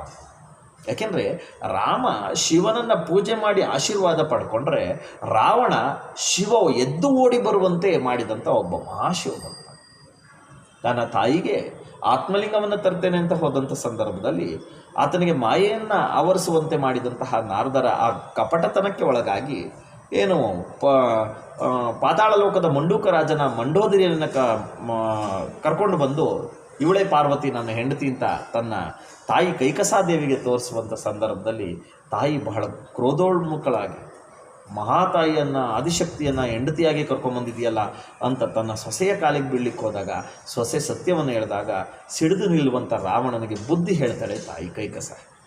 ಆ ಕೈಕಸಾದೇವಿಯ ಬುದ್ಧಿಯಿಂದ ಅವನಿಗೆ ಜಾಗೃತವಾಗುತ್ತೆ, ನನ್ನೊಳಗೆ ಮಾಯೆ ಆವರಿಸ್ಕೊಂಡಿದೆ. ಆ ಮಾಯೆಯನ್ನು ಕಿತ್ತು ಹಾಕಿ ಯೋಚನೆ ಮಾಡ್ತಾನೆ, ನಾನು ಏನಕ್ಕೆ ಹೋಗಿದ್ದೆ ಆತ್ಮಲಿಂಗವನ್ನು ತರಲಿಕ್ಕೆ. ಜಗತ್ತಿನಲ್ಲಿ ನೀವು ಗಮನಿಸಿ, ಶಿವನ ಆತ್ಮಲಿಂಗಕ್ಕೆ ಕೈ ಇಕ್ಕುವಂಥ ಸಾಧ್ಯತೆ ಇದ್ದದ್ದು ಒಬ್ಬನಿಗೆ ಮಾತ್ರ, ಅದು ರಾವಣನಿಗೆ ಮಾತ್ರ, ಅದು ಅವನೊಬ್ಬನಿಗೆ ಆಗಿರೋದು ಕೂಡ. ಅಂಥ ಆತ್ಮಲಿಂಗವನ್ನು ತರಲಿಕ್ಕೆ ಹೋದಂಥ ನಾನು ಹೆಣ್ಣಿಗೆ ಆಸೆಪಟ್ಟು ಇದು ಯಾವುದೋ ಮಂಡೋದರಿಯನ್ನು ಕರ್ಕೊಂಬರುವಂಥ ಪರಿಸ್ಥಿತಿ ಬಂತಲ್ಲ. ಹಾಗಾದರೆ ಈ ಸರಿ ನಾನು ಖಂಡಿತವಾಗಿಯೂ ಕೂಡ ನಾನು ಆತ್ಮಲಿಂಗವನ್ನು ತರಲೇಬೇಕು ಅಂತ ಮತ್ತೆ ಘನಘೋರವಾದ ತಪಸ್ಸನ್ನು ಮಾಡ್ತಾನೆ. ಶಿವ ಭಕ್ತಿಗೆ ಮೆಚ್ಚುವಂಥ ದೈವ. ಹಾಗಾಗಿ ಕರೆದಾಗೆಲ್ಲ ಓಡಿ ಬರಲಿಕ್ಕೆ ಸಾಧ್ಯ ಇಲ್ಲ. ಭಕ್ತನನ್ನು ಪರೀಕ್ಷೆ ಮಾಡಲಿಕ್ಕೆ ಆತನಿಗೆ ಒಂದು ಪ್ರಯೋಗವೇ ಆಗಬೇಕಾದಂಥ ಸಂದರ್ಭ ಇದೆ. ಹಾಗಾಗಿ ಯಾವಾಗ ಪ್ರಥಮ ಬಾರಿಗೆ ಬಂದು ನಾನು ಅವನಿಗೆ ಕೇಳಿದಾಗ, ನನಗೆ ನಿಮ್ಮ ಪಕ್ಕದಲ್ಲಿರುವಂಥ ಪಾರ್ವತಿಯನ್ನು ಕಳಿಸ್ಕೊಡು ಅಂತ ಕೇಳಿ ತನಗೆ ಸಿಕ್ಕಂಥ ಅವಕಾಶವನ್ನು ಆತ ನಷ್ಟ ಮಾಡಿಕೊಂಡಿದ್ದಾನೆ. ಮತ್ತ್ಯಾಕೆ ಅವನ ಬಳಿಗೆ ಹೋಗಬೇಕು ಅಂತ ತಾನು ಸ್ಥಿತಿಸ್ಥಾಪಕವಾಗಿ ಯಾವುದೇ ರೀತಿಯಲ್ಲೂ ಆತನಿಗೆ ಪ್ರತಿಕ್ರಿಯೆ ಕೊಡದೆ ನಿಶ್ಶಬ್ದವಾಗಿ ಇದ್ದು ಬಿಡ್ತಾನೆ. ಇದರಿಂದ ಕ್ರೋಧಗೊಂಡಂತಹ ರಾವಣ ನನ್ನ ತಪ್ಪಿಗೆ ಶಿಕ್ಷೆ ಆಗುವುದೇ ಆದರೆ ಹಾಗೇ ಬಿಡಲಿ ಅಂತ ಅಂದು ತನ್ನ ಒಂದೊಂದೇ ಶಿರಗಳನ್ನು ಆತನಿಗೆ ಕತ್ತರಿಸಿ ಕೊಡುವಂಥ ಪ್ರಯೋಗವನ್ನು ಮಾಡ್ತಾನೆ. ಅಷ್ಟೇ ಯಾಕೆ, ತನ್ನ ದೇಹದ ಎಲ್ಲ ಕರುಳುಗಳನ್ನು ತೆಗೆದು ತನ್ನ ದಂಡಿಗೆಗೆ ಒಂದು ತಂತಿಯನ್ನಾಗಿ ಮಾಡಿ ತಾನು ಅದರಿಂದ ವೀಣೆಯನ್ನು ನುಡಿಸೋದ್ರ ಮೂಲಕ ಶಿವನನ್ನು ಸಾಕ್ಷಾತ್ಕಾರ ಮಾಡಿಕೊಂಡು ಮತ್ತೆ ತಾನು ಕರೆಸ್ಕೊಂಡ ಅಂಥ ವ್ಯಕ್ತಿ ಪ್ರಚಂಡ ರಾವಣ. ಅಂಥ ಪ್ರಚಂಡ ರಾವಣನ ಭಕ್ತಿಯ ಶಕ್ತಿಗೆ ಮೆಚ್ಚಿದಂಥ ಶಿವ ಸಾಕ್ಷಾತ್ ತಾನೇ ಪ್ರತ್ಯಕ್ಷನಾಗಿ ಆತ್ಮಲಿಂಗವನ್ನು ಕೊಟ್ಟ. ಅದನ್ನು ತಂದು ಮತ್ತೆ ನಿಮಗೆ ಗೊತ್ತಿರಬೇಕು, ಅದರಲ್ಲಿ ಉಪಕಥೆಗಳಿದೆ. ಗಣಪತಿ ಅದನ್ನು ಅರ್ಘ್ಯ ಬಿಡುವಂಥ ಸಂದರ್ಭದಲ್ಲಿ ಸಂಧ್ಯಾ ವಂದನೆ ಅರ್ಘ್ಯ ಬಿಡುವ ಸಂದರ್ಭದಲ್ಲಿ ಅದನ್ನು ಭೂಮಿಗೆ ಸ್ಪರ್ಶ ಮಾಡಿಬಿಡ್ತಾನೆ. ಆ ಸ್ಪರ್ಶ ಮಾಡಿದ ಪ್ರಯೋಗದಿಂದ ಆ ಶಕ್ತಿಯೆಲ್ಲ ಭೂಮಿಗೆ ಹೋಗಿ ಮತ್ತೆ ಅದು ಶಿವನನ್ನು ತಲುಪುತ್ತೆ.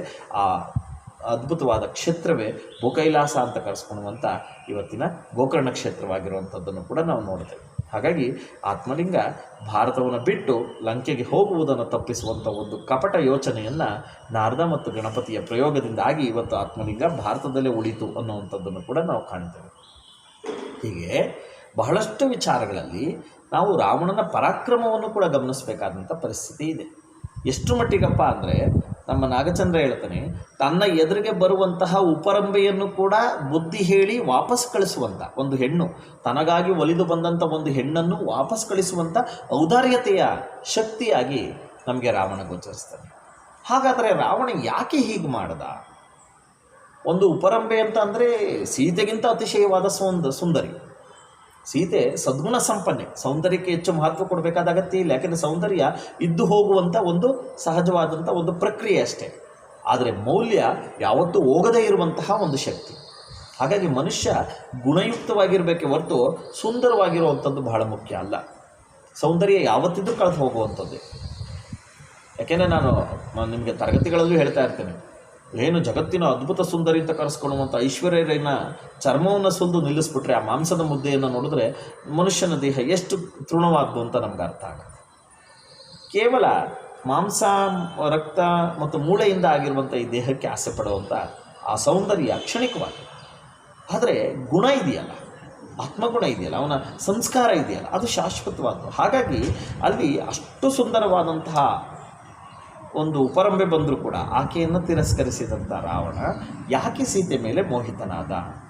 ಆ ಸೀತೆ ಮೇಲೆ ಮೋಹಿತನಾಗಲಿಕ್ಕೆ ಕಾರಣವೇನು ಅಂತ ಅಂದರೆ, ವಾಸ್ತವದಲ್ಲಿ ರಾವಣ ತನ್ನ 3ನೇ ಪೂರ್ವ ಜನ್ಮದಲ್ಲಿ ಜಯ ವಿಜಯರಾಗಿ ಹುಟ್ಟಿರುವಂಥರು. ರಾವಣ ಮತ್ತು ಕುಂಭಕರ್ಣ 3ನೇ ಜನ್ಮದಲ್ಲಿ ಜಯ ವಿಜಯರಾಗಿ ಹುಟ್ಟಿರ್ತಾರೆ.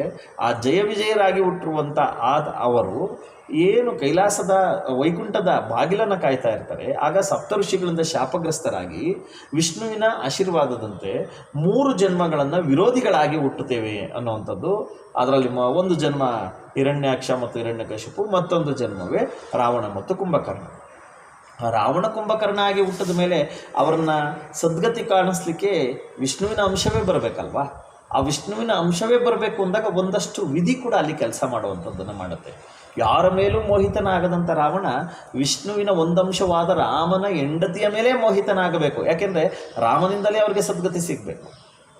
ಅಂಥ ಒಂದು ಪ್ರಯೋಗವನ್ನು ವಿಧಿ ಆಟಕ್ಕೆ ಒಳಗಾಗಿ ರಾವಣ ಸೀತೆಯನ್ನು ತನ್ನ ವಶ ಮಾಡಿಕೊಳ್ಳುವಂಥ ಪ್ರಯೋಗ ಮಾಡ್ತಾನೆ ಹೊರತು ಆತನಿಗೆ ಖಂಡಿತವಾಗಿ ಕೂಡ ವಸ್ತುನಿಷ್ಠವಾಗಿ ರಾವಣನ ಯಾವ ಗುಣವೂ ಅಂಥದ್ದೊಂದು ವಿಚಿತ್ರವಾದಂಥ ಗುಣ ಆಗಿರಲಿಲ್ಲ. ಅಂದರೆ ಪರಸ್ತ್ರೀಗೆ ವ್ಯಾಮೋಹಕ್ಕೆ ಒಳಗಾಗುವಂಥ ವಿಚಿತ್ರವಾದ ಗುಣ ಆತನಲ್ಲಿರಲಿಲ್ಲ.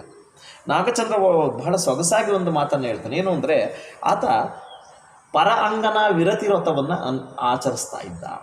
ಪರ ಅಂಗನ ವಿರತಿವ್ರತ ಏನು? ಪರ ಅಂಗನ ವಿರತಿ ಅಂದರೆ ಪರ ಅಂದರೆ ಬೇರೆ, ಅಂಗನೇ ಅಂದರೆ ಹೆಣ್ಣಿನ, ವಿರತಿ ಅಂದರೆ ತಿರಸ್ಕರಿಸುವ, ಅಂದರೆ ಬೇರೆ ಎಲ್ಲ ಹೆಣ್ಣನ್ನು ಆತ ತಿರಸ್ಕರಿಸುವುದು ಅಂದರೆ ಅವರೆಲ್ಲರನ್ನು ಸೋದರಿಯ ರೀತಿಯಲ್ಲಿ ನೋಡ್ತಾ ಇದ್ನೇ ಹೊರತು ತನ್ನ ಹೆಂಡತಿಯ ರೂಪದಲ್ಲಿ ನೋಡುವಂಥ ಯಾವ ಯೋಚನೆಯನ್ನು ರಾವಣ ಮಾಡ್ತಿರಲಿಲ್ಲ. ಪರ ಅಂಗನೆಯರು ಅಂದರೆ ಒಲ್ಲದ ಯಾವ ಹೆಣ್ಣನ್ನು ತಾನು ಇಷ್ಟಪಡ್ತಾ ಇರಲಿಲ್ಲ. ಹಾಗಂದ ಮಾತ್ರಕ್ಕೆ ಮಂಡೋದರಿಗಷ್ಟೇ ಸೀಮಿತವಾಗಿದ್ದ ಅಂತ ಹೇಳುವಂಥದ್ದು ಅಲ್ಲ. ಆತನಿಗೆ 100 ಜನ ಪತ್ನಿಯರಿದ್ದರು. ಆ 100 ಜನ ಪತ್ನಿಯರು ಈತನ ಸೌಂದರ್ಯಕ್ಕೆ ಸೋತು ತಾವು ತಮ್ಮನ್ನು ಅರ್ಪಿಸ್ಕೊಂಡಿದ್ರೆ ಹೊರತು ಯಾವ ಹೆಣ್ಣನ್ನು ತನಗೆ ಬೇಕು ಅಂತ ಸ್ವೀಕರಿಸುವ ಮನೋಭಾವ ರಾವಣಂದಾಗಿರಲಿಲ್ಲ. ಇದರ ಅರ್ಥ ಇಷ್ಟೇ, ರಾವಣನ ಈ ಒಂದು ಶಕ್ತಿ ಇದೆಯಲ್ಲ ಪರ ಅಂಗನ ವಿರತ ಅನ್ನುವಂಥದ್ದು, ಅಂದರೆ ಬೇರೆ ಹೆಣ್ಣು ಅಂದಾಗ ಏನು ಅಂದರೆ ಒಲ್ಲದ ಮನಸ್ಸಿರುವಂಥ ಹೆಣ್ಣನ್ನು ಬಲವಂತಗೊಳಿಸಿ ನನ್ನದು ಅಂತ ಹೇಳ್ಕೊಳ್ಳುವಂಥ ಕೆಟ್ಟತನವನ್ನು ರಾವಣ ಯಾವತ್ತೂ ಮಾಡಿರಲಿಲ್ಲ. ತನಗಾಗಿ ಒಲಿದು ಬಂದಂಥ ಹೆಣ್ಣುಗಳಿಗೆ ತನ್ನ ಅಮೂಲ್ಯವಾದಂಥ ಪ್ರೇಮವನ್ನು ಹಂಚಿದ್ನೇ ಹೊರತು ಯಾರನ್ನು ಬಲವಂತಗೊಳಿಸಿ ತನ್ನೊಳಗೆ ಸೇರಿಸಿಕೊಳ್ಳುವಂತಹ ಒಂದು ಕೃತಕ ವ್ಯವಸ್ಥೆಗೆ ಆತ ತನ್ನನ್ನು ತಾನು ಒಗ್ಗಿಸ್ಕೊಂಡಿರಲಿಲ್ಲ. ಇದು ಬಹಳ ಪ್ರಧಾನವಾದಂಥ ವಿಚಾರ. ಇದೆಲ್ಲವನ್ನು ನಾಗಚಂದ್ರ ಬಹಳ ಸೊಗಸಾಗಿ ನಮ್ಗೆ ಅರ್ಥೈಸುವಂಥ ಕೆಲಸವನ್ನು ಮಾಡ್ತಾನೆ.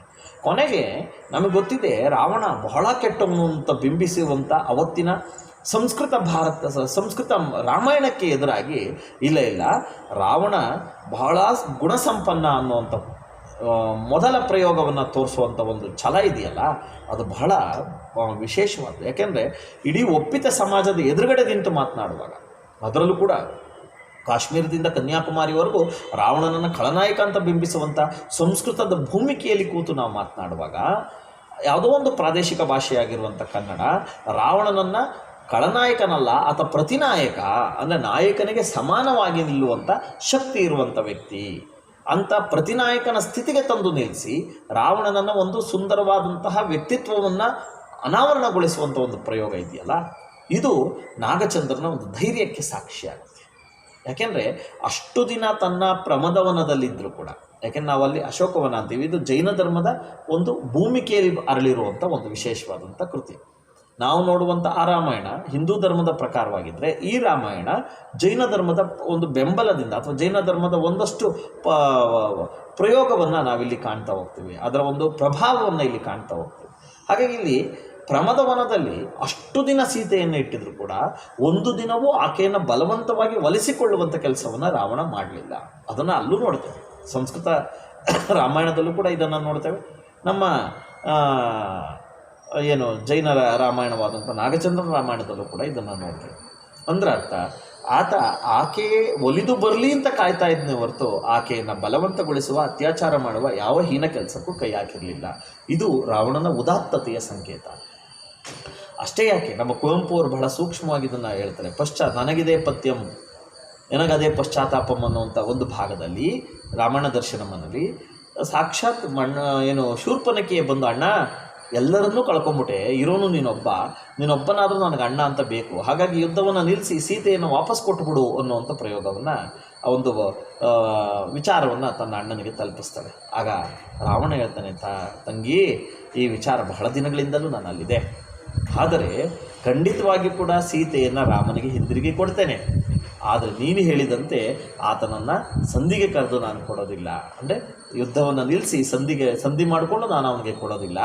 ಬದಲಾಗಿ ಯುದ್ಧದಲ್ಲಿ ರಾಮನನ್ನು ಗೆದ್ದು ಆನಂತರದಲ್ಲಿ ಆತನನ್ನು ತಂದು ನಾನು ಸೀತೆಯನ್ನು ಆತನಿಗೆ ಒಪ್ಪಿಸಿ ಆತನಿಗೆ ಗೌರವಯುತವಾಗಿ ಅಯೋಧ್ಯೆಗೆ ಹಿಂದಿರುಗುವಂತೆ ಆಜ್ಞೆಯನ್ನು ಮಾಡ್ತೇನೆ. ಯಾಕೆಂದರೆ ನಾನು ಕ್ಷತ್ರಿಯನಾದಂಥ ನಾನು ಸೋತು ಆತನಿಗೆ ಸೀತೆಯನ್ನು ಒಪ್ಪಿಸಿದ್ದೆ. ಆದರೆ ಇಡೀ ಇತಿಹಾಸದಲ್ಲಿ ನನ್ನ ಎಲ್ಲ ರೀತಿಯಾದಂಥ ಪೌರುಷಕ್ಕೆ ಅವಮಾನ ಬರುತ್ತೆ. ಯಾಕೆಂದರೆ ಪೌರುಷವನ್ನು ನಂಬಿದ್ದಂಥವು. ಅದಕ್ಕೆ ಹೇಳ್ತಾನೆ ನಮ್ಮ ನಾಗಚಂದ್ರ ಒಂದು ಕಡೆ ಪೌರುಷ ಪ್ರಣಯಿ ಅಂತಾನೆ. ಪೌರುಷ ಪ್ರಣಯಿ ಅಂದರೆ ಪೌರುಷವನ್ನೇ ಪ್ರೀತಿಸ್ತಾ ಇದ್ದವನು. ಹೆಣ್ಣನ್ನು ಪ್ರೀತಿಸುವಂಥವನಲ್ಲ ರಾಮ, ಸ್ತ್ರೀಲೋಲನಲ್ಲ ಆತ ಪೌರುಷ ಪ್ರಣಯಿ. ಪೌರುಷವನ್ನು ಬಹಳ ಹೆಚ್ಚಾಗಿ ಗೌರವಿಸ್ತಾ ಇದ್ದಂಥವನು ಮತ್ತು ಪೌರುಷವೇ ಬದುಕು ಅಂತ ತಿಳ್ಕೊಂಡಿದ್ದಂಥವನು ರಾವಣ. ಅಂಥ ರಾವಣನ ಒಂದು ವಿಶೇಷವಾದಂಥ ಮಾಹಿತಿಯನ್ನು ಮತ್ತು ಒಂದು ಹೊಸ ರೂಪವನ್ನು ಕೊಡೋದ್ರ ಮೂಲಕ, ಹಾಗಾದರೆ ರಾವಣ ಇದನ್ನೆಲ್ಲ ಯಾಕೆ ಮಾಡ್ದ ಅಂದರೆ ವಿಧಿ ಅನ್ನುವಂಥದ್ದನ್ನು ತಂದಿಡುವಂಥದ್ದನ್ನು ನಾವಲ್ಲಿ ನಾಗಚಂದ್ರನಲ್ಲಿ ಕಾಣ್ತೇವೆ. ಅಂಥ ವಿಧಿಯ ಪೂರಕವಾದಂಥ ಒಂದಷ್ಟು ಮಾತುಗಳನ್ನು ನಾವು ನಾಗಚಂದ್ರನ ಕಾವ್ಯದಲ್ಲಿ ಅರ್ಥೈಸ್ಕೊಂತ ಕೊನೆಗೆ ಆತ ನಿರ್ಧರಿತವಾದ ದನಿಯಲ್ಲಿ ತನ್ನ ಸಭಾಸದರಿಗೆ ಎಲ್ಲರಿಗೂ ಹೇಳ್ತಾನೆ, ನೋಡಿ ಎಂಥ ಅದ್ಭುತವಾದಂಥ ಪ್ರೇಮಿಗಳಾಗಿದ್ದರು ರಾಮ ಮತ್ತು ಸೀತೆ, ಅವ್ರನ್ನ ಅಗಲಿಸಿ ನಾನು ಬಹಳ ದೊಡ್ಡ ಘೋರ ಅಪರಾಧವನ್ನು ಮಾಡಿಬಿಟ್ಟೆ. ಈ ಅಪರಾಧಕ್ಕೆ ಶಾಸ್ತಿಯಾಗಿ ನಾನು ನಾಳಿನ ಯುದ್ಧದಲ್ಲಿ ರಾಮ ಮತ್ತು ಲಕ್ಷ್ಮಣರನ್ನು ರಥಹೀನರನ್ನಾಗಿ ಮಾಡಿ, ರಥ ಇಲ್ಲದಂತೆ ಮಾಡಿ, ರಥ ಯಾವಾಗಿರಲ್ಲ ಅಂದರೆ ಸೋತಾಗ. ನಿಮಗೆ ಗೊತ್ತಿರಬೇಕು, ನನ್ನ ತಲೆಯ ಮೇಲೆ ಕಿರೀಟ ಯಾವಾಗಿರುತ್ತೆ ಅಂದರೆ ನಾನು ಗೆದ್ದಿದ್ದಾಗ, ನಾನು ಸೋತಾಗ ನನ್ನ ಕಿರೀಟವನ್ನು ತೆಗೆದು ನಿಮ್ಮ ಗೆದ್ದಂಥ ವ್ಯಕ್ತಿಯ ಪಾದಕ್ಕೆ ಇಡಬೇಕಾಗುತ್ತೆ. ಹಾಗೆ ಒಬ್ಬ ವ್ಯಕ್ತಿ ಎದುರುಗಡೆ ಗೆದ್ದಿದ್ದಾನೆ ಅಂದರೆ ನಾನು ನನ್ನ ರಥವನ್ನು ಬಿಟ್ಟುಕೊಡ್ಬೇಕು. ರಥ ಅಂದರೆ ಅದೊಂದು ಸ್ಥಾನ, ಅದೊಂದು ಗೌರವ, ಆ ಗೌರವವನ್ನು ಬಿಟ್ಟುಕೊಡ್ಬೇಕು. ಹಾಗೆ ರಾಮ ಲಕ್ಷ್ಮಣರನ್ನು ಸೋಲಿಸಿದ ಮೇಲೆ ಅವ್ರಿಗೆ ರಥ ಇಲ್ದಂಗೆ ಆಗುತ್ತೆ, ಅಂದರೆ ರಥಹೀನರನ್ನಾಗಿ ಮಾಡ್ತೇನೆ ಅಂದ್ರೆ ಅರ್ಥ ಅವ್ರಿಗೆ ಪರಾಭವಗೊಳಿಸ್ತೇನೆ.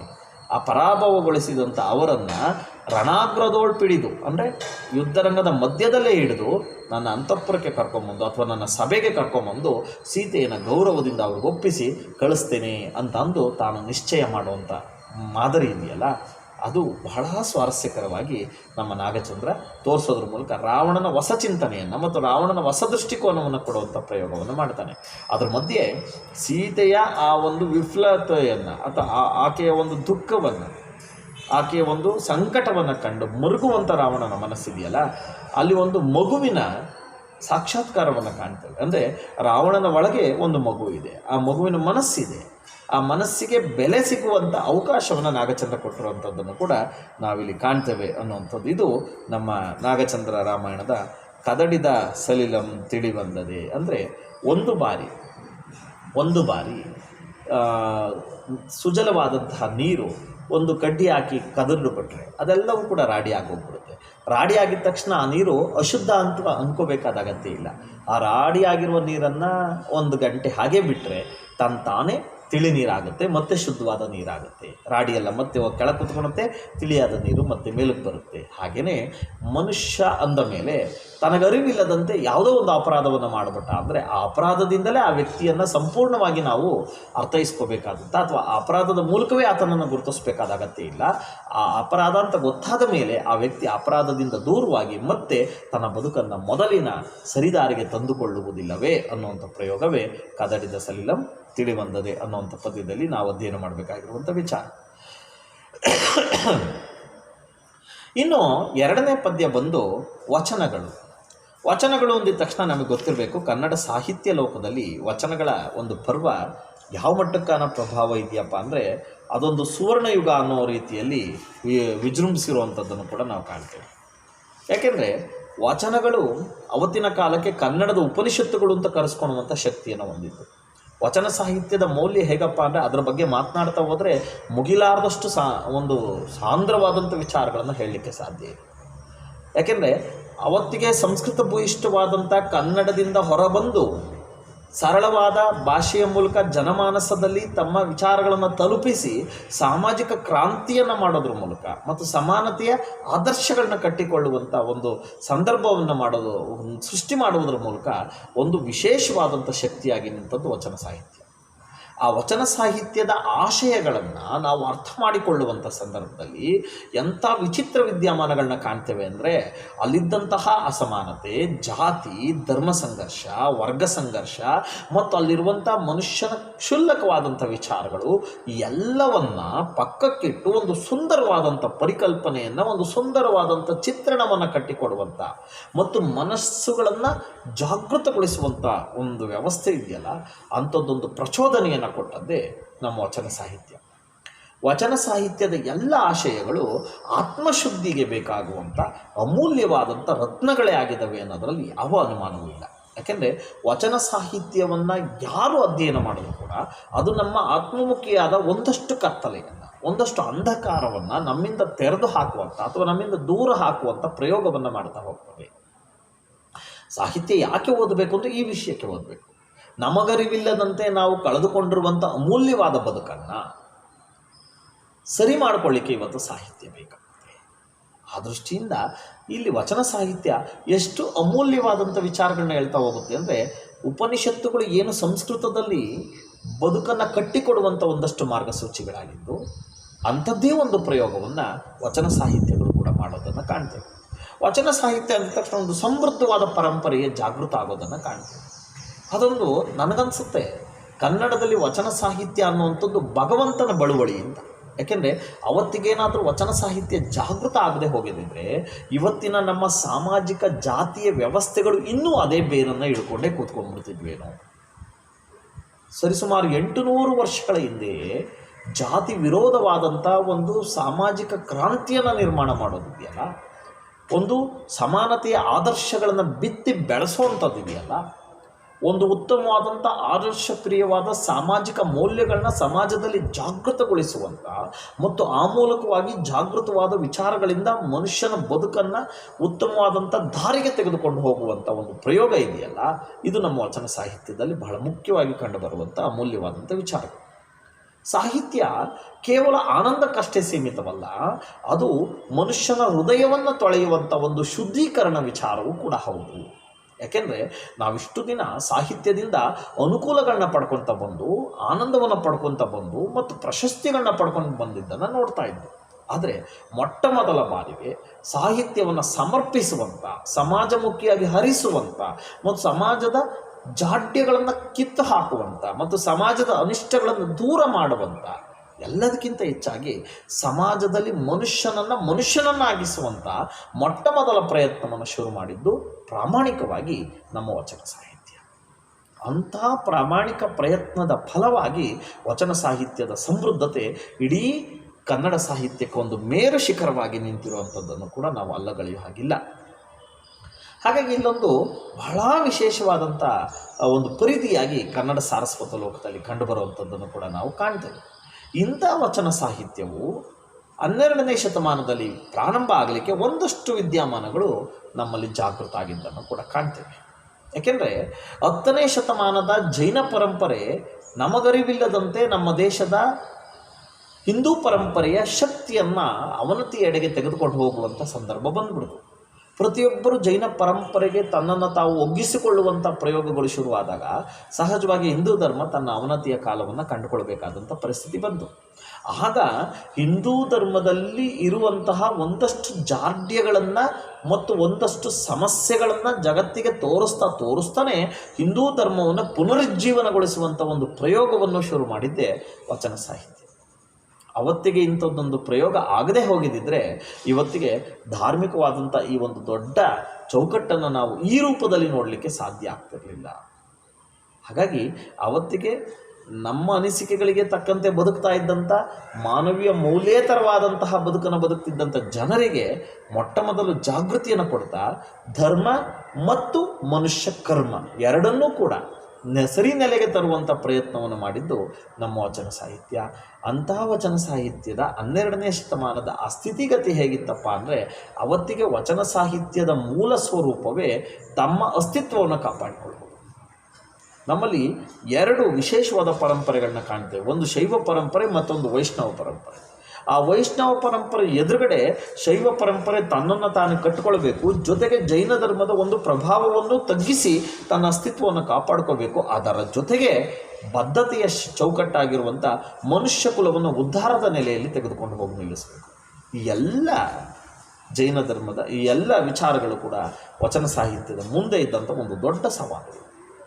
ಹಾಗಾಗಿ ಅವ್ರು ಆಯ್ಕೆ ಮಾಡಿಕೊಂಡಂಥದ್ದು ಏನಪ್ಪ ಅಂದರೆ ಸಂಸ್ಕೃತ ಭೂಯಿಷ್ಠವಾದ ಈ ಕನ್ನಡವನ್ನು ಪಂಡಿತರಷ್ಟೇ ಓದ್ತಾರೆ, ಪಂಡಿತರಿಗಷ್ಟೇ ಅಧ್ಯಯನಕ್ಕೆ ಸೀಮಿತವಾಗುತ್ತೆ. ಹಾಗಾಗಿ ಸರಳವಾದ ಕನ್ನಡವನ್ನು ನಾವು ಯಾಕೆ ಬಳಸಬಾರದು ಅನ್ನುವಂಥ ಪ್ರಯೋಗವನ್ನು ಮೊಟ್ಟ ಮೊದಲು ಚಿಂತನೆಗೆ ಒಳಪಡಿಸ್ತಂಥವ್ರೆ ವಚನಕಾರ. ಅವರ ಚಿಂತನೆಯ ಪ್ರಯೋಗವೇ ಇವತ್ತು ಸಾಕ್ಷಾತ್ಕಾರವಾಗಿ ವಚನ ಸಾಹಿತ್ಯದ ನೆಲೆಯಿಂದಲೇ ಕನ್ನಡಕ್ಕೊಂದು ಹೊಸ ಬೆಲೆ ಬಂದಿದ್ದನ್ನು ಕೂಡ ನಾವು ಕಾಣ್ತೇವೆ. ಆ ಕನ್ನಡದ ಹೊಸ ಬೆಲೆಯಿಂದ ಇವತ್ತು ಕನ್ನಡದ ಸೆಲೆ ಸಮೃದ್ಧವಾಗಿ ನಿಂತಿರುವಂಥದ್ದನ್ನು ಕೂಡ ಕಾಣ್ತೇವೆ. ಹಾಗಾಗಿ ನಾನು ವಚನ ಸಾಹಿತ್ಯವನ್ನು ಬಹಳ ಗೌರವಿಸ್ತೇನೆ, ಬಹಳ ಇಷ್ಟಪಡ್ತೇನೆ. ಯಾಕೆಂದರೆ ಅವತ್ತಿನ ಆ ಪ್ರಯೋಗ ಕೇವಲ ಭಾಷೆಯನ್ನು ಉಳಿಸೋದಷ್ಟೇ ಆಗಿರಲಿಲ್ಲ, ಮನುಷ್ಯರ ಭಾವನೆಗಳನ್ನ ಉಳಿಸುವಂಥದ್ದು ಕೂಡ ಆಗಿದೆ. ಯಾಕೆಂದರೆ ಇವತ್ತೇನು 21ನೇ ಶತಮಾನದಲ್ಲಿ ನಾವು ಜಾತಿ ಬಗ್ಗೆ ಮಾತಾಡ್ತಾ ಇದ್ದೇವೆ, ಧರ್ಮದ ಬಗ್ಗೆ ಮಾತಾಡ್ತಾ ಇದ್ದೇವೆ, ಮನುಷ್ಯನ ಮೌಲ್ಯಗಳ ಬಗ್ಗೆ ಮಾತಾಡ್ತಾ ಇದ್ದೇವೆ. ಈ ಎಲ್ಲ ಮಾತುಗಳನ್ನು ಮೊಟ್ಟ ಮೊದಲು ಜಗತ್ತಿನಲ್ಲಿ ಪ್ರಾರಂಭ ಮಾಡಿದಂಥವ್ರು ವಚನಕಾರ. ಆ ವಚನಕಾರರ ಪ್ರಯೋಗಗಳನ್ನು ಇವತ್ತು ಹೊಸ ರೂಪದಲ್ಲಿ ಕಾಣ್ತಾ ಇದ್ದೀವಿ, ನಾವು ಅಷ್ಟೇ ಹೊಸ ದಿಕ್ಕಿನಲ್ಲಿ ಕಾಣ್ತಾ ಇದ್ದೇವೆ. ಆ ದೃಷ್ಟಿಯಿಂದ ವಚನ ಸಾಹಿತ್ಯ ಒಂದು ಉತ್ತಮವಾದಂಥ ಪರಂಪರೆಯಾಗಿ ನಿಂತಿದ್ದನ್ನು ಕಾಣ್ತಾ ಇದ್ದೇವೆ. ಅಂಥ ವಚನ ಸಾಹಿತ್ಯದ ಒಂದಷ್ಟು ಆಯ್ದ ವಚನಗಳನ್ನು ನಿಮ್ಗಿಡುವಂಥ ಕೆಲಸವನ್ನು ಮಾಡ್ತೇವೆ.